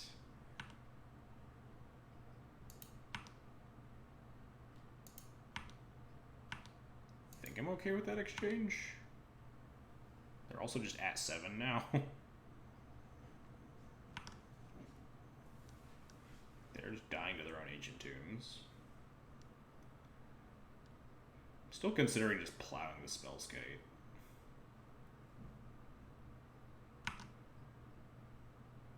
What is even happening? I've been wondering that since the start of this goddamn match. This attack seems extremely aggressive.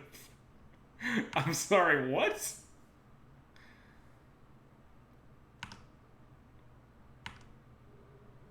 Are they gonna like wrath the board?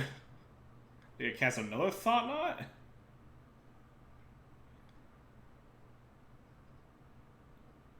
A Hanger Backwalker, X equals 1. Okay. This tech seems extremely aggressive, opponent.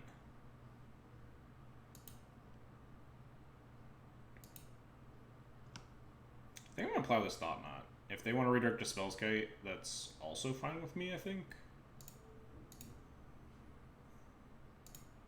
Had to like double check to make sure there wasn't a Chalice in play. They could be holding up another Nimble Obstructionist. Oh, they just let it go, sure. I'll draw my card. Also okay with that. We're gonna leave both these vials on 2. Since we have 2 2-drops that are pretty relevant.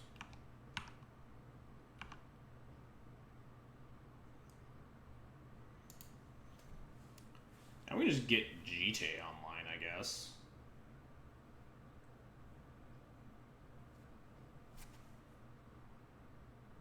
We could also just equip this Batterskull and punch, but I guess Jite is not very good against Spellskite, right? I guess we could also revoke the Spellskite.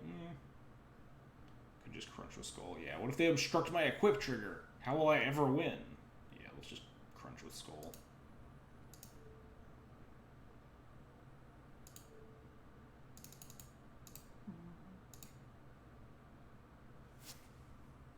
They're just gonna chump block with the Hanger back, though. then like we just revoke the Jace the Mind Sculptor, and then like we're still okay.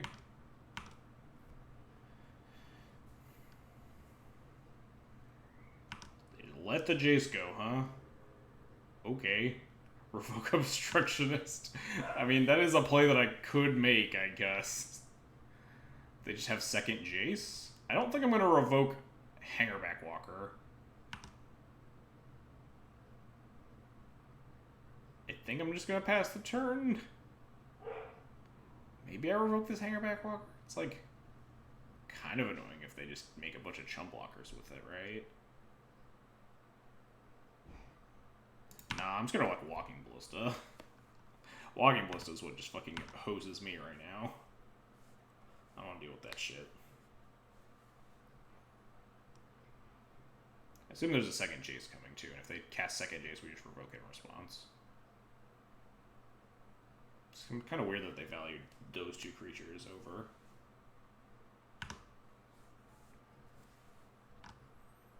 a Jace. Maybe because I had the Revoker in hand.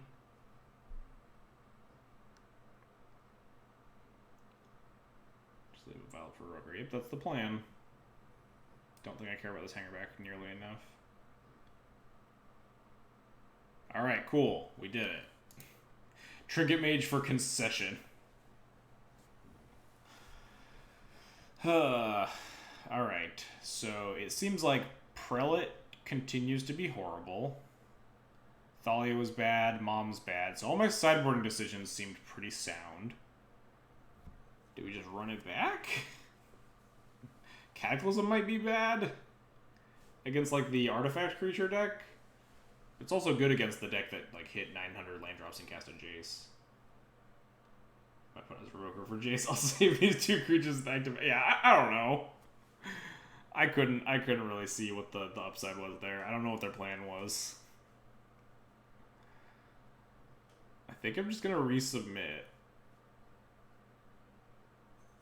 I'm just very I'm still confused. We've played 2 games, and that one took a while, and I still don't know what my opponent is doing at all. I'm keeping these Cataclysms. Alright, we'll keep this hand. It's got the 1 of Thalia, which is kind of shitty, but like these other cards are good, and like opening hands with a Vial are always insane. Opponent mulligan to 6. Deal. Do we have any votes for what this goes onto the spreadsheet as? Is it just Mono Blue Stompy, or do I have some meme name? Because Mono Blue Stompy isn't really a deck, but you know. Man, I really hope my Aether Vow resolves. It certainly makes my hand a lot better.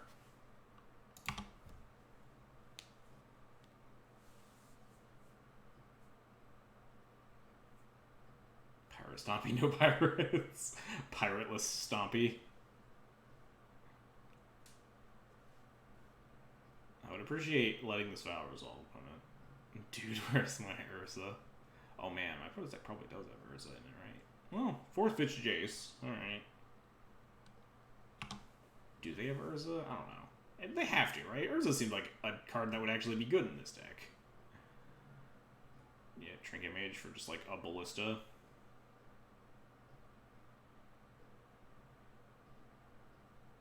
For Basilisk Collar. Alright. So that's how it's gonna be. Yeah. Force them to answer our Batter Skull.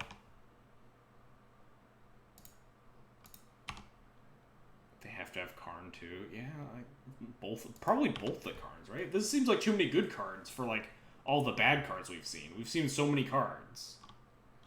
And none of them have seemed good. Did they just not draw any other good cards? Yeah, if they Ballista for 2 here, I'm fine with that. Oh, that's a Basilisk Collar. And a... What? What? Holy shit, we're so fucked.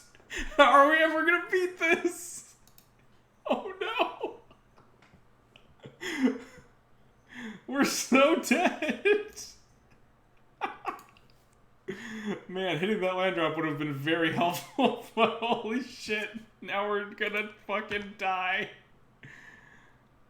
Do I play her on Nimble Obstructionist, or do I play her on Jace with my Batter Skull?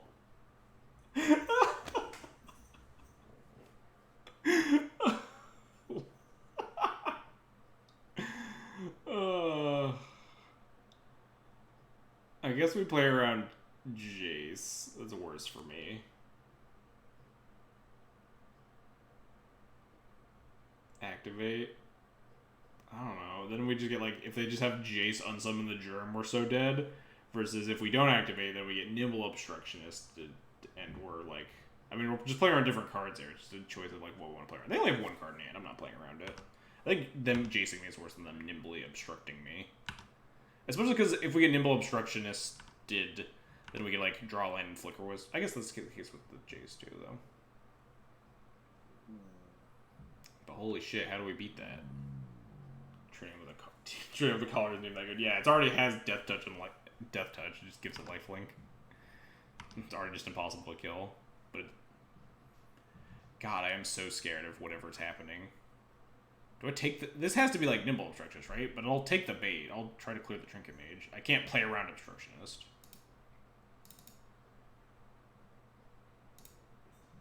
I'll take the bait here. Yeah, they just obstruct it. Sure.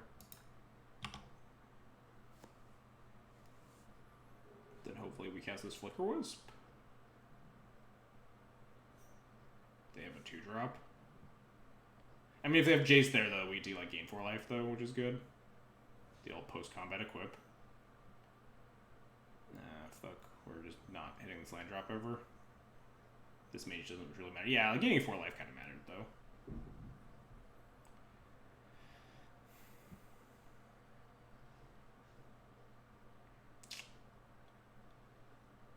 Yeah, not hitting that land drop was pretty punishing. They have 1 card in hand.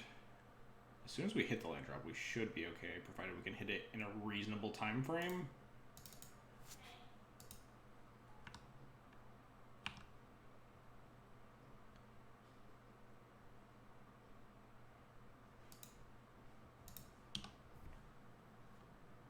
I'm not going to race a lifelinking True Name, so no attacking. This means that they either can't hit me with the mage. Probably lifelink from the collar, not dead to him, yeah. Don't know why they didn't just equip first, right? If they had all their lands and stuff, they could have just gained 3 life.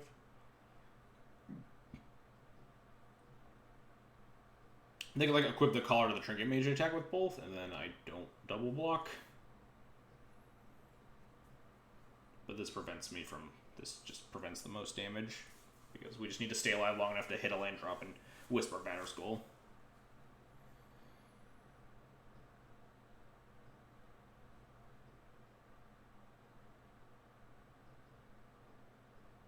I can honestly say this is the first time I've seen a True Name holding a Basilisk Collar. Please don't cast relevant spells. I can't beat those.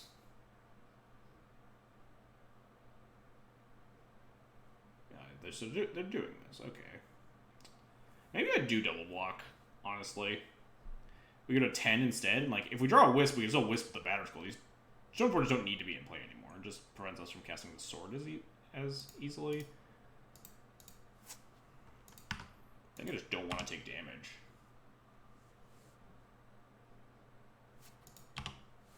Because we just need to hit a land drop to beat a True Name Nemesis. But thank God we have a chance. Hopefully they aren't going to Nimble Obstructionist my Flicker Wisp return to the battlefield trigger. That would be a bummer. But again, not playing around it because we can't.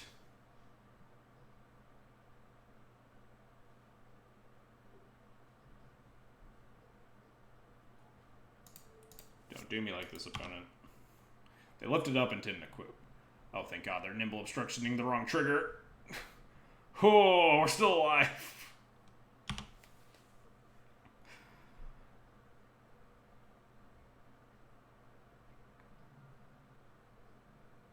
We go to 7 here.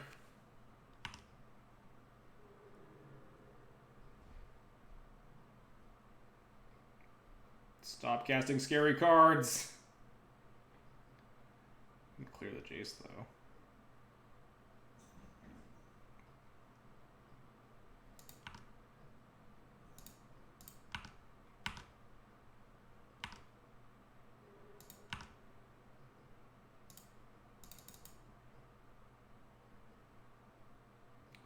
Please don't force blue card this.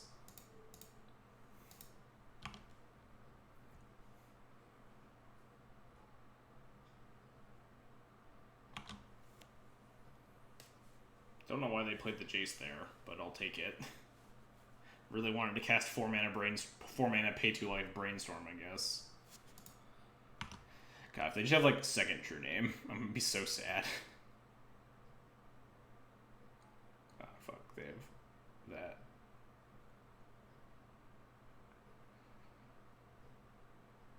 Alright, land is good.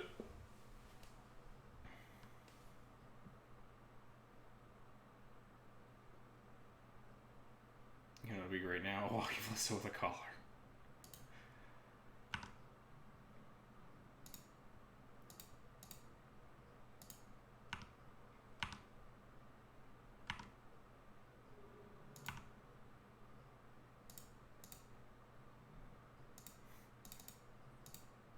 Go Flicker Wisps.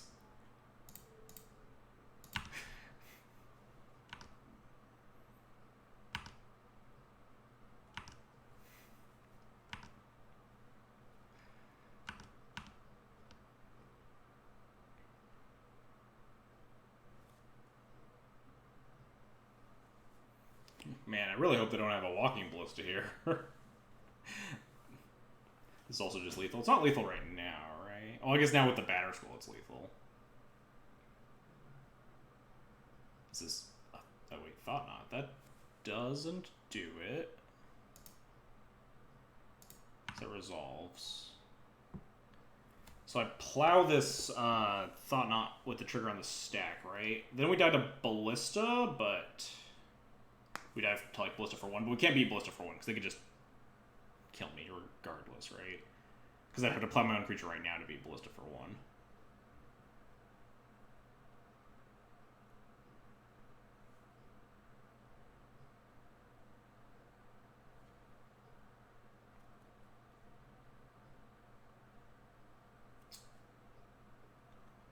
I'm just trying to think of if there's any other lines that we realistically have, and I think the answer is no, especially because we have this sword.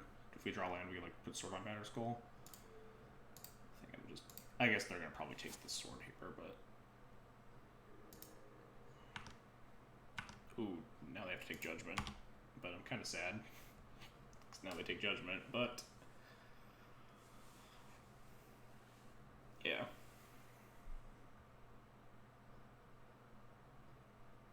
Yeah, I think plowing is probably still correct there. Can also just equip Skull, yeah, if we draw land. Relic Warder. I mean, that doesn't really do it. We're still dead to Ballista, and we can't do anything about that. We're dead to both Trinket Mage and Ballista, and we can do nothing about either of those things. Besides, we turn off both the tombs, actually. By just attacking with all, right? We can turn off Trinket Mages and out if we attack with all, Relic Ward the Basilisk Collar, and then port an island, right? Otherwise they could hit me, gain life, and then use the tomb to play a Trinket Mage and then ping me for 1. You can port an island, yeah. But we also want to turn off the lifelink, right? So we Relic Ward the Basilisk Collar, hit them for 9, and then port an island. And then that turns off Trinket Mages and out.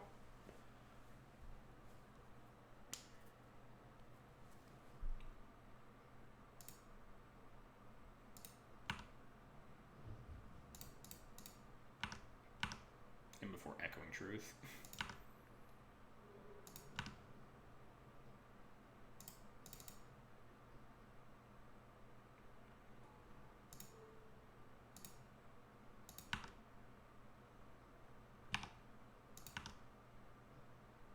What if they stifle Bird Airport? Please no Ballista! Hold! Hold! Oh, they got it! Holy shit, we only won that game because my opponent did not Stifle Bird the correct trigger. I think we were super dead if they just killed my Batter Skull forever.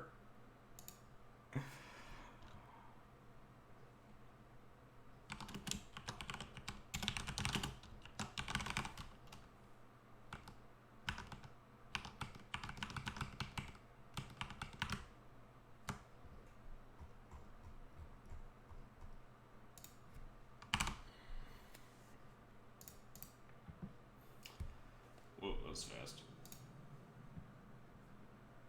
Our opponent is the Rake, the final boss. I will keep this hand. It's a good hand.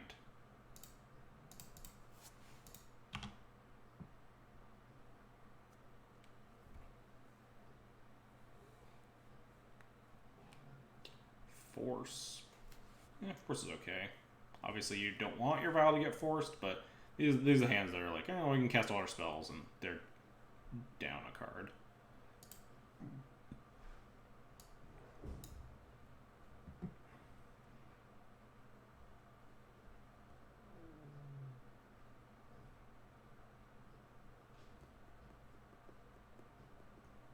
Force Witch Ponder.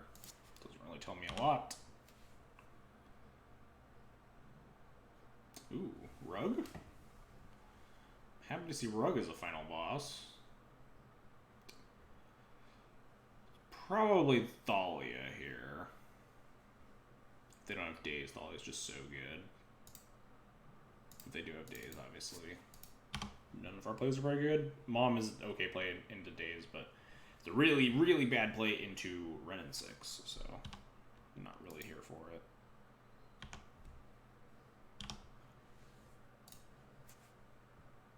Nice. I love it when Delvers don't flip. Tells me that would be really lamplight. Yeah, I was thinking about Wastelanding felt a little bit greedy there. I could have Wasteland plus Mom, actually. Maybe that was actually the play. Just like, plays around Daze the best. Well, they just had more lands, so it didn't matter a ton. They have 4 cards in hand, 3 plus Trop. Don't really want to play Tomic into, like, a Bolt, but don't really want to play anything else into a Bolt. I think it's just Tomic plus a Vial here.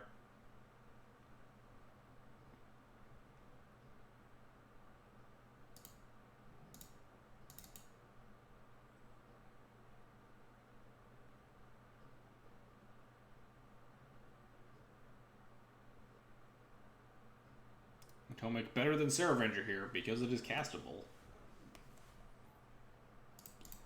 I'll just play this Vial if they want to Daze that, and more power to them. I don't think I really care if they Daze my turn 3 Vial. Yeah, could have Bolt and Daze, or they could just be bolting out because I'm F6'd. This also lets us get this Mother of Runes around Renin 6. Nice. Still doesn't flip for 2 turns. We gained like 4 life this game. Womp womp. There it is. Drop 2 unknowns.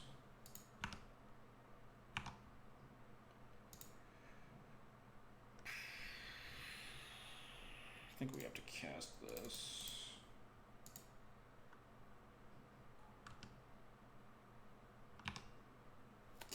What do we get though? Stoneforge is pretty appealing. Stoneforge just like puts them under pretty bad. We're a little ways away from like getting our 3s and stuff, like Flickerless value engines. I think Stoneforge is good enough. I assume they've top decked both of these lands. I mean, I guess that does make sense because the Delver just hasn't flipped.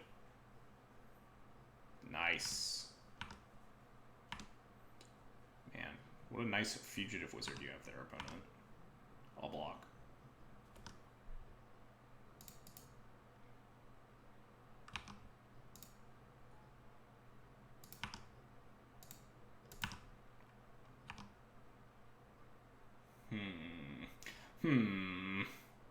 This seems pretty powerful. They didn't have Daze last turn, and they didn't flip their Delver, so...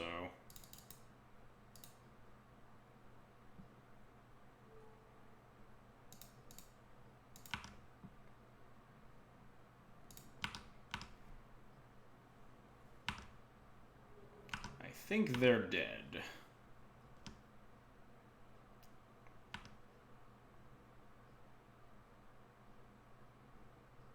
Oh, Jesus, this is the worst Delver I've ever seen. This is actually just 4 straight turns of not flipping. I'm gonna play a Renin 6. It's like, doesn't even do anything. Oh, true name, alright. That does a little bit. We'll just go get Sword, I guess. Maybe we'll top deck a land.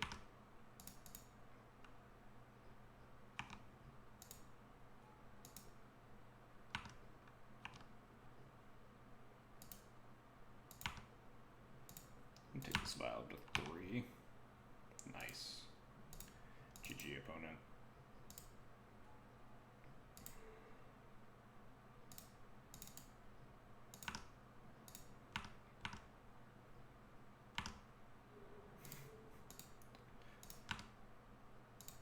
Jesus. Everything coming up Millhouse. Opponent, you are dead. Yes. Game 2. Alright. Versus Rug Delver.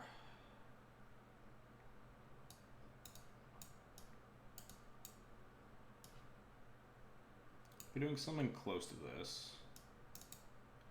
I don't think I've been boarding a second prelate against Rug. There's something I wanted to start doing, I think.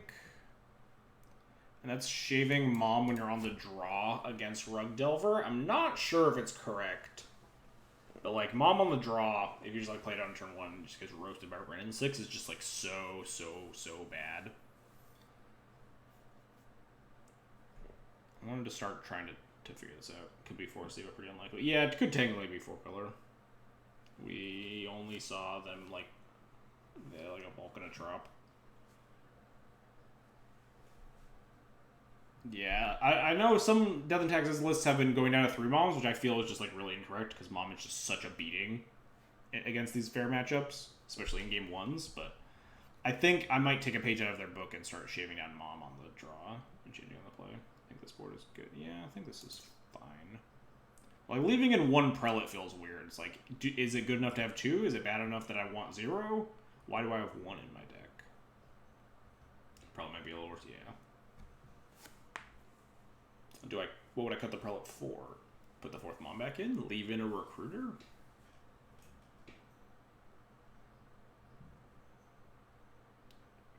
Yeah, prelate is good versus Rug, but, like, is prelate good enough to cut one of them? I guess I could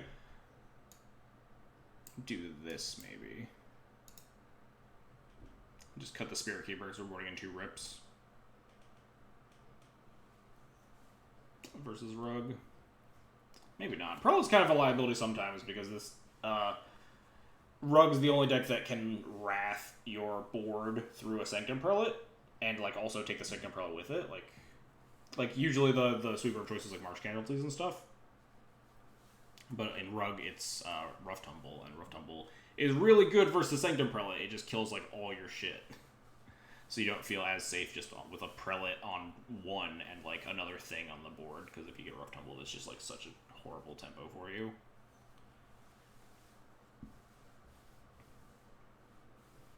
I don't think this is a keep.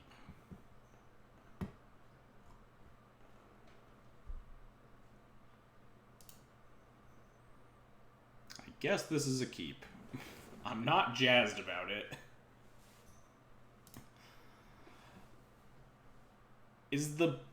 Do I put Wisp on the bottom here? Council Judgment seems like the only way I'm getting into this game. It might just be 3-land Tomic 2 Council's Judgment here.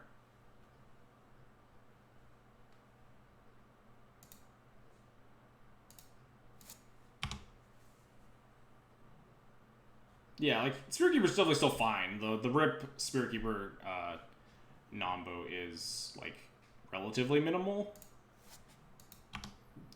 There's a chance, I think I waffled back towards, like, not wanting the second Prelate as we went in.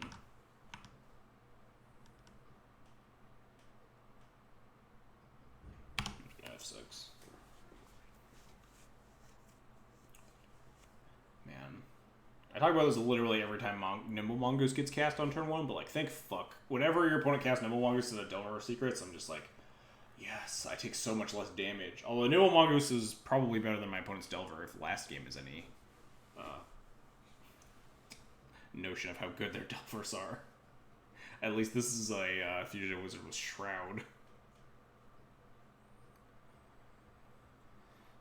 What's our best draw here? Just a better 2-drop than Tomic, probably. Stoneforge Mystic, maybe.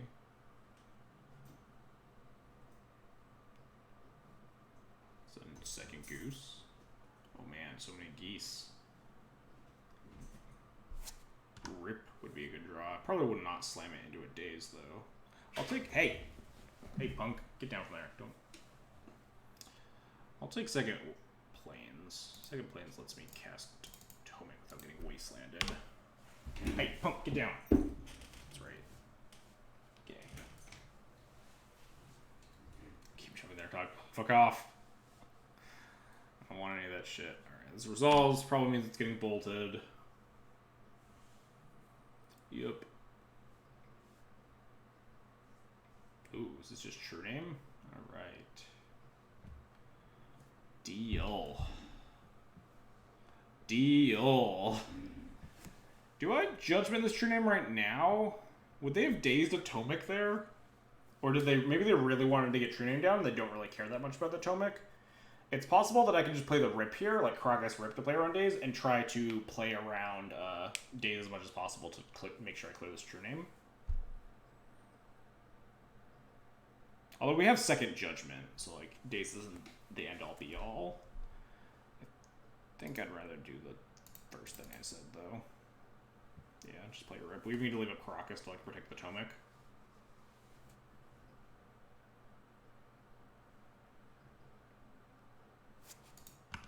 Do I attack? Probably not worth exchanging 2 damage while this true name's still on the board. Then we'll just brick walls with the 1/1s.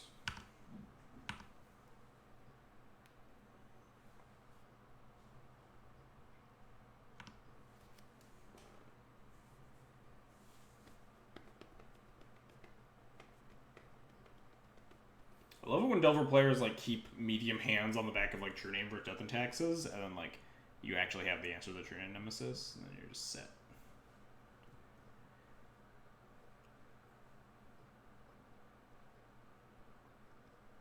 Ponder no shuffle.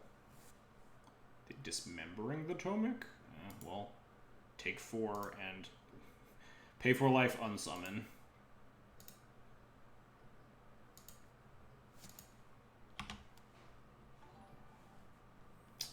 Tim Kong, thanks for the follow. Appreciate it.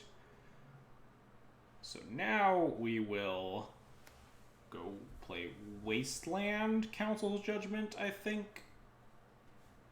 And then maybe Wasteland is Volk.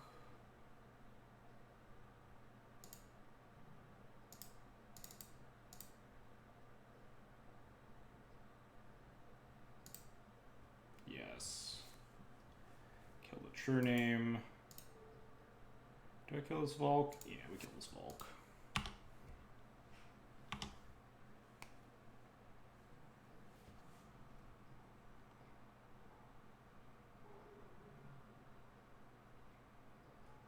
Delver. They have 3 cards in hand. We played around daze all game. We could play around daze again, or we could just slam things.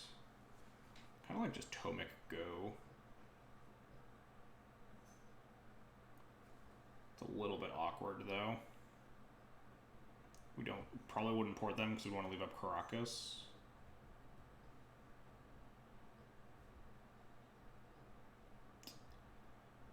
Stoneforge Go isn't the worst. It's not great, though. We just want to make sure we don't die to, like, these death by 1,000 cuts. So, like, if we play Tomic and they have Red Source, bolt the Tomic, we bounce it, we take 3, go to 9. Next turn, we have, like, the same play in front of us. I think we might need to play into daze. It's worse, though, if they, like, daze and then have the bolt, because then our Caracas is tapped.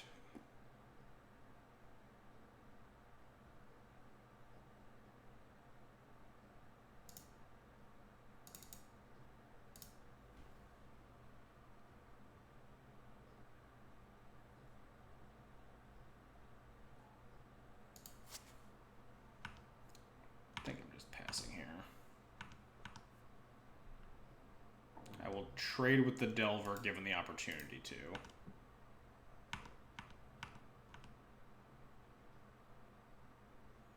If it just like fogs 2 geese and trades with an insect operation, I'm happy. But this could be like brainstorm for Red Source, bolt the Tomic.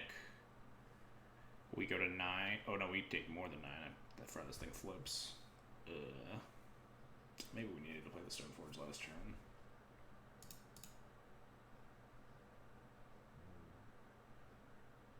Probably pressing like Judgment of the Aberration, and we're at 7. Judgment of the Aberration, go to 5. Yeah, I think I might have needed to play into Daze last turn. Or they have nothing. Very excited by this proposition. I'll gladly block here. I'm going to stop in their damage step and port their land.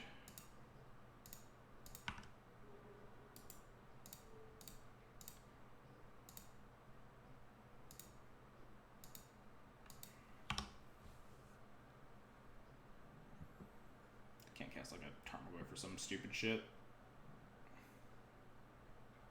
Delver? Yikes. Second Rest in Peace. Also yikes. Gotta go get a Batterskull and hope. I think that's better than Judgmenting. They need to have the answer for the Stoneforge. If they do, then we take a bunch. I wonder if playing this second rip is better than porting. Probably not. Not really clearing the first rip anytime soon.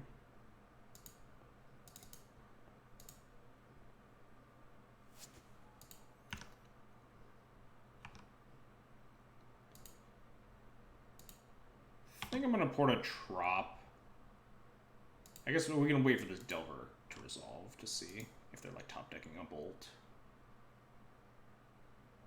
Okay, so they're not top decking a Bolt. So it means they either have Bolt in hand or they don't have a Bolt, in which case I want to port. If they have a Bolt in hand, I don't want to port the Volk. So we'll just port a Trop.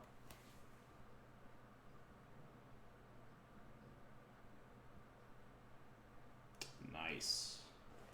Looks like we get to live another day. They could have a Shatter. If they had a Shatter, though, they would have just attacked, right? Then I put a Batterskull and they shatter it. We'll just play Thalia.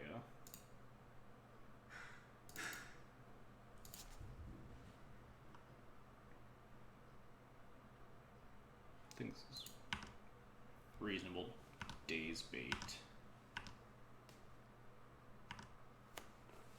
If they dazed it, I probably wouldn't have paid.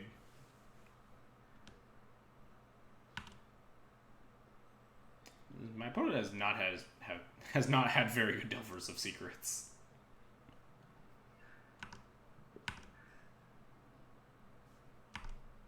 Alright, well.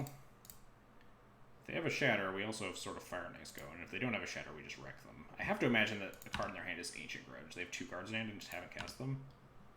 Nope.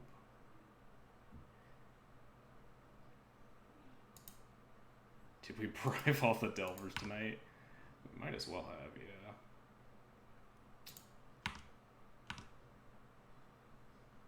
Wow, they just don't have anything. Cool. You're very dead, opponent.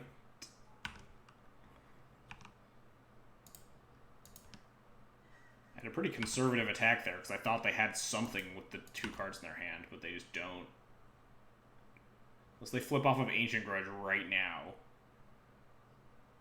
I think they're, like, pretty horrendously dead.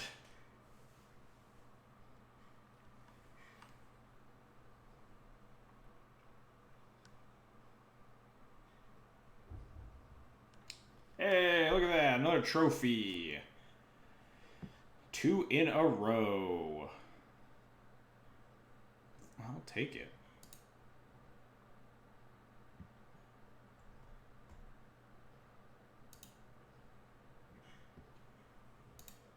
Bullying more Delver players. Love it. Please, everybody out there, keep playing Delver of Secrets in your decks. I really enjoy it.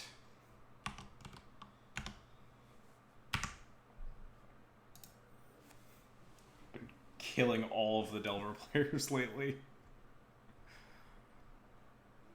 Alright. This is the exact same deck list. Like the only person questioning. Yeah, everyone keeps talking about like, oh, D&T is horrible right now. You can never beat Renin 6 and stuff. Granted, I think we played against 0 Renin 6s like the card. I don't think anyone cast any this league, but like our Friday league, we literally played against 5 Ren and 6 decks. Like D&D is great right now. People are smoking something. Everyone's playing Delver. You can bully the shit out of Delver, even with Ren and 6. Like your cards are so good against like all of theirs. Our Cantos Awaken. Thanks for the follow. Appreciate it. Yeah, I mean, some of the decks we played against had some Ren and 6. Ren and 6 is no command. I mean, that's true. We did also play against command today, but like we didn't play against the Baleful Strix decks. People are worried about the Baleful Strix decks with Ren and 6, right? It's just like Grixis or Grixis plus Ren and 6 or whatever. Like that matchup is bad, has been bad, and will continue to be bad. Like Ren and 6 made a bad matchup worse, but it also made a bunch of good matchups extremely popular, and I think that's great for Death and Taxes. Our Strix gone from Legacy. Yeah, I also think that Strix isn't even that good right now because of Ren and 6. Like, people are playing less Strixes because Delver has less of a problem against Strix because Delver has Ren and 6 now. So I don't think people are casting their Kolaghan's Command Baleful Strix decks as much anymore. I don't know. People have wildly different opinions than me that Death and Taxes is totally unplayable. You can never beat Ren and 6, but D&T is great. Although I always say that, but I honestly do think that like D&T is in a good spot right now because everyone is just playing Delver. I've played against so much Delver. I've played 5 leagues with the London Mulligan, and we played against Delver 1, 2, 8, 9 times, I think.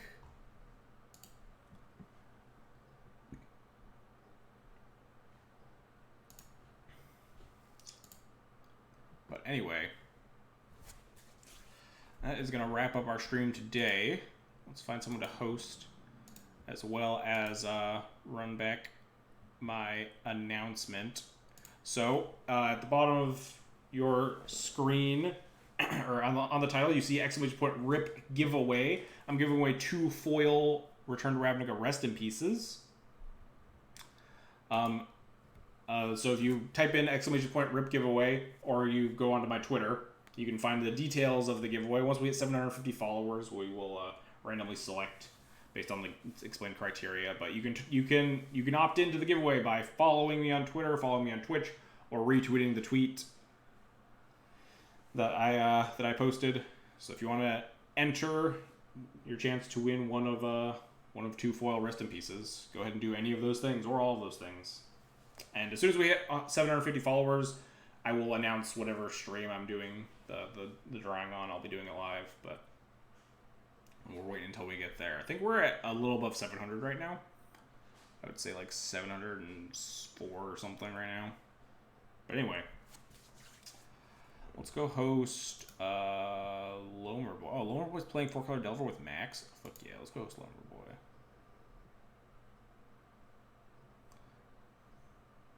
Since I hate foils, can I have you play Flip It or Rip It? Oh, stream has said, yeah.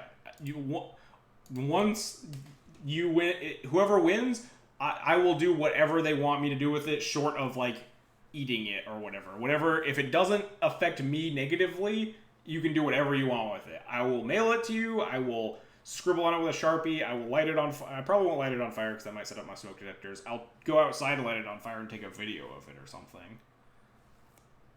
I will play Flip It or Rip It. You can do whatever the fuck you want with it if you win it. Someone ate a foil Tibble on stream once. Didn't feel too good after. My girlfriend did say that if she won, she would come onto the stream and eat it. I have it in a screenshot. Not playing to the odds, the 3 in 1,000 or whatever. But anyway, let's go host Lomer Boy and Max.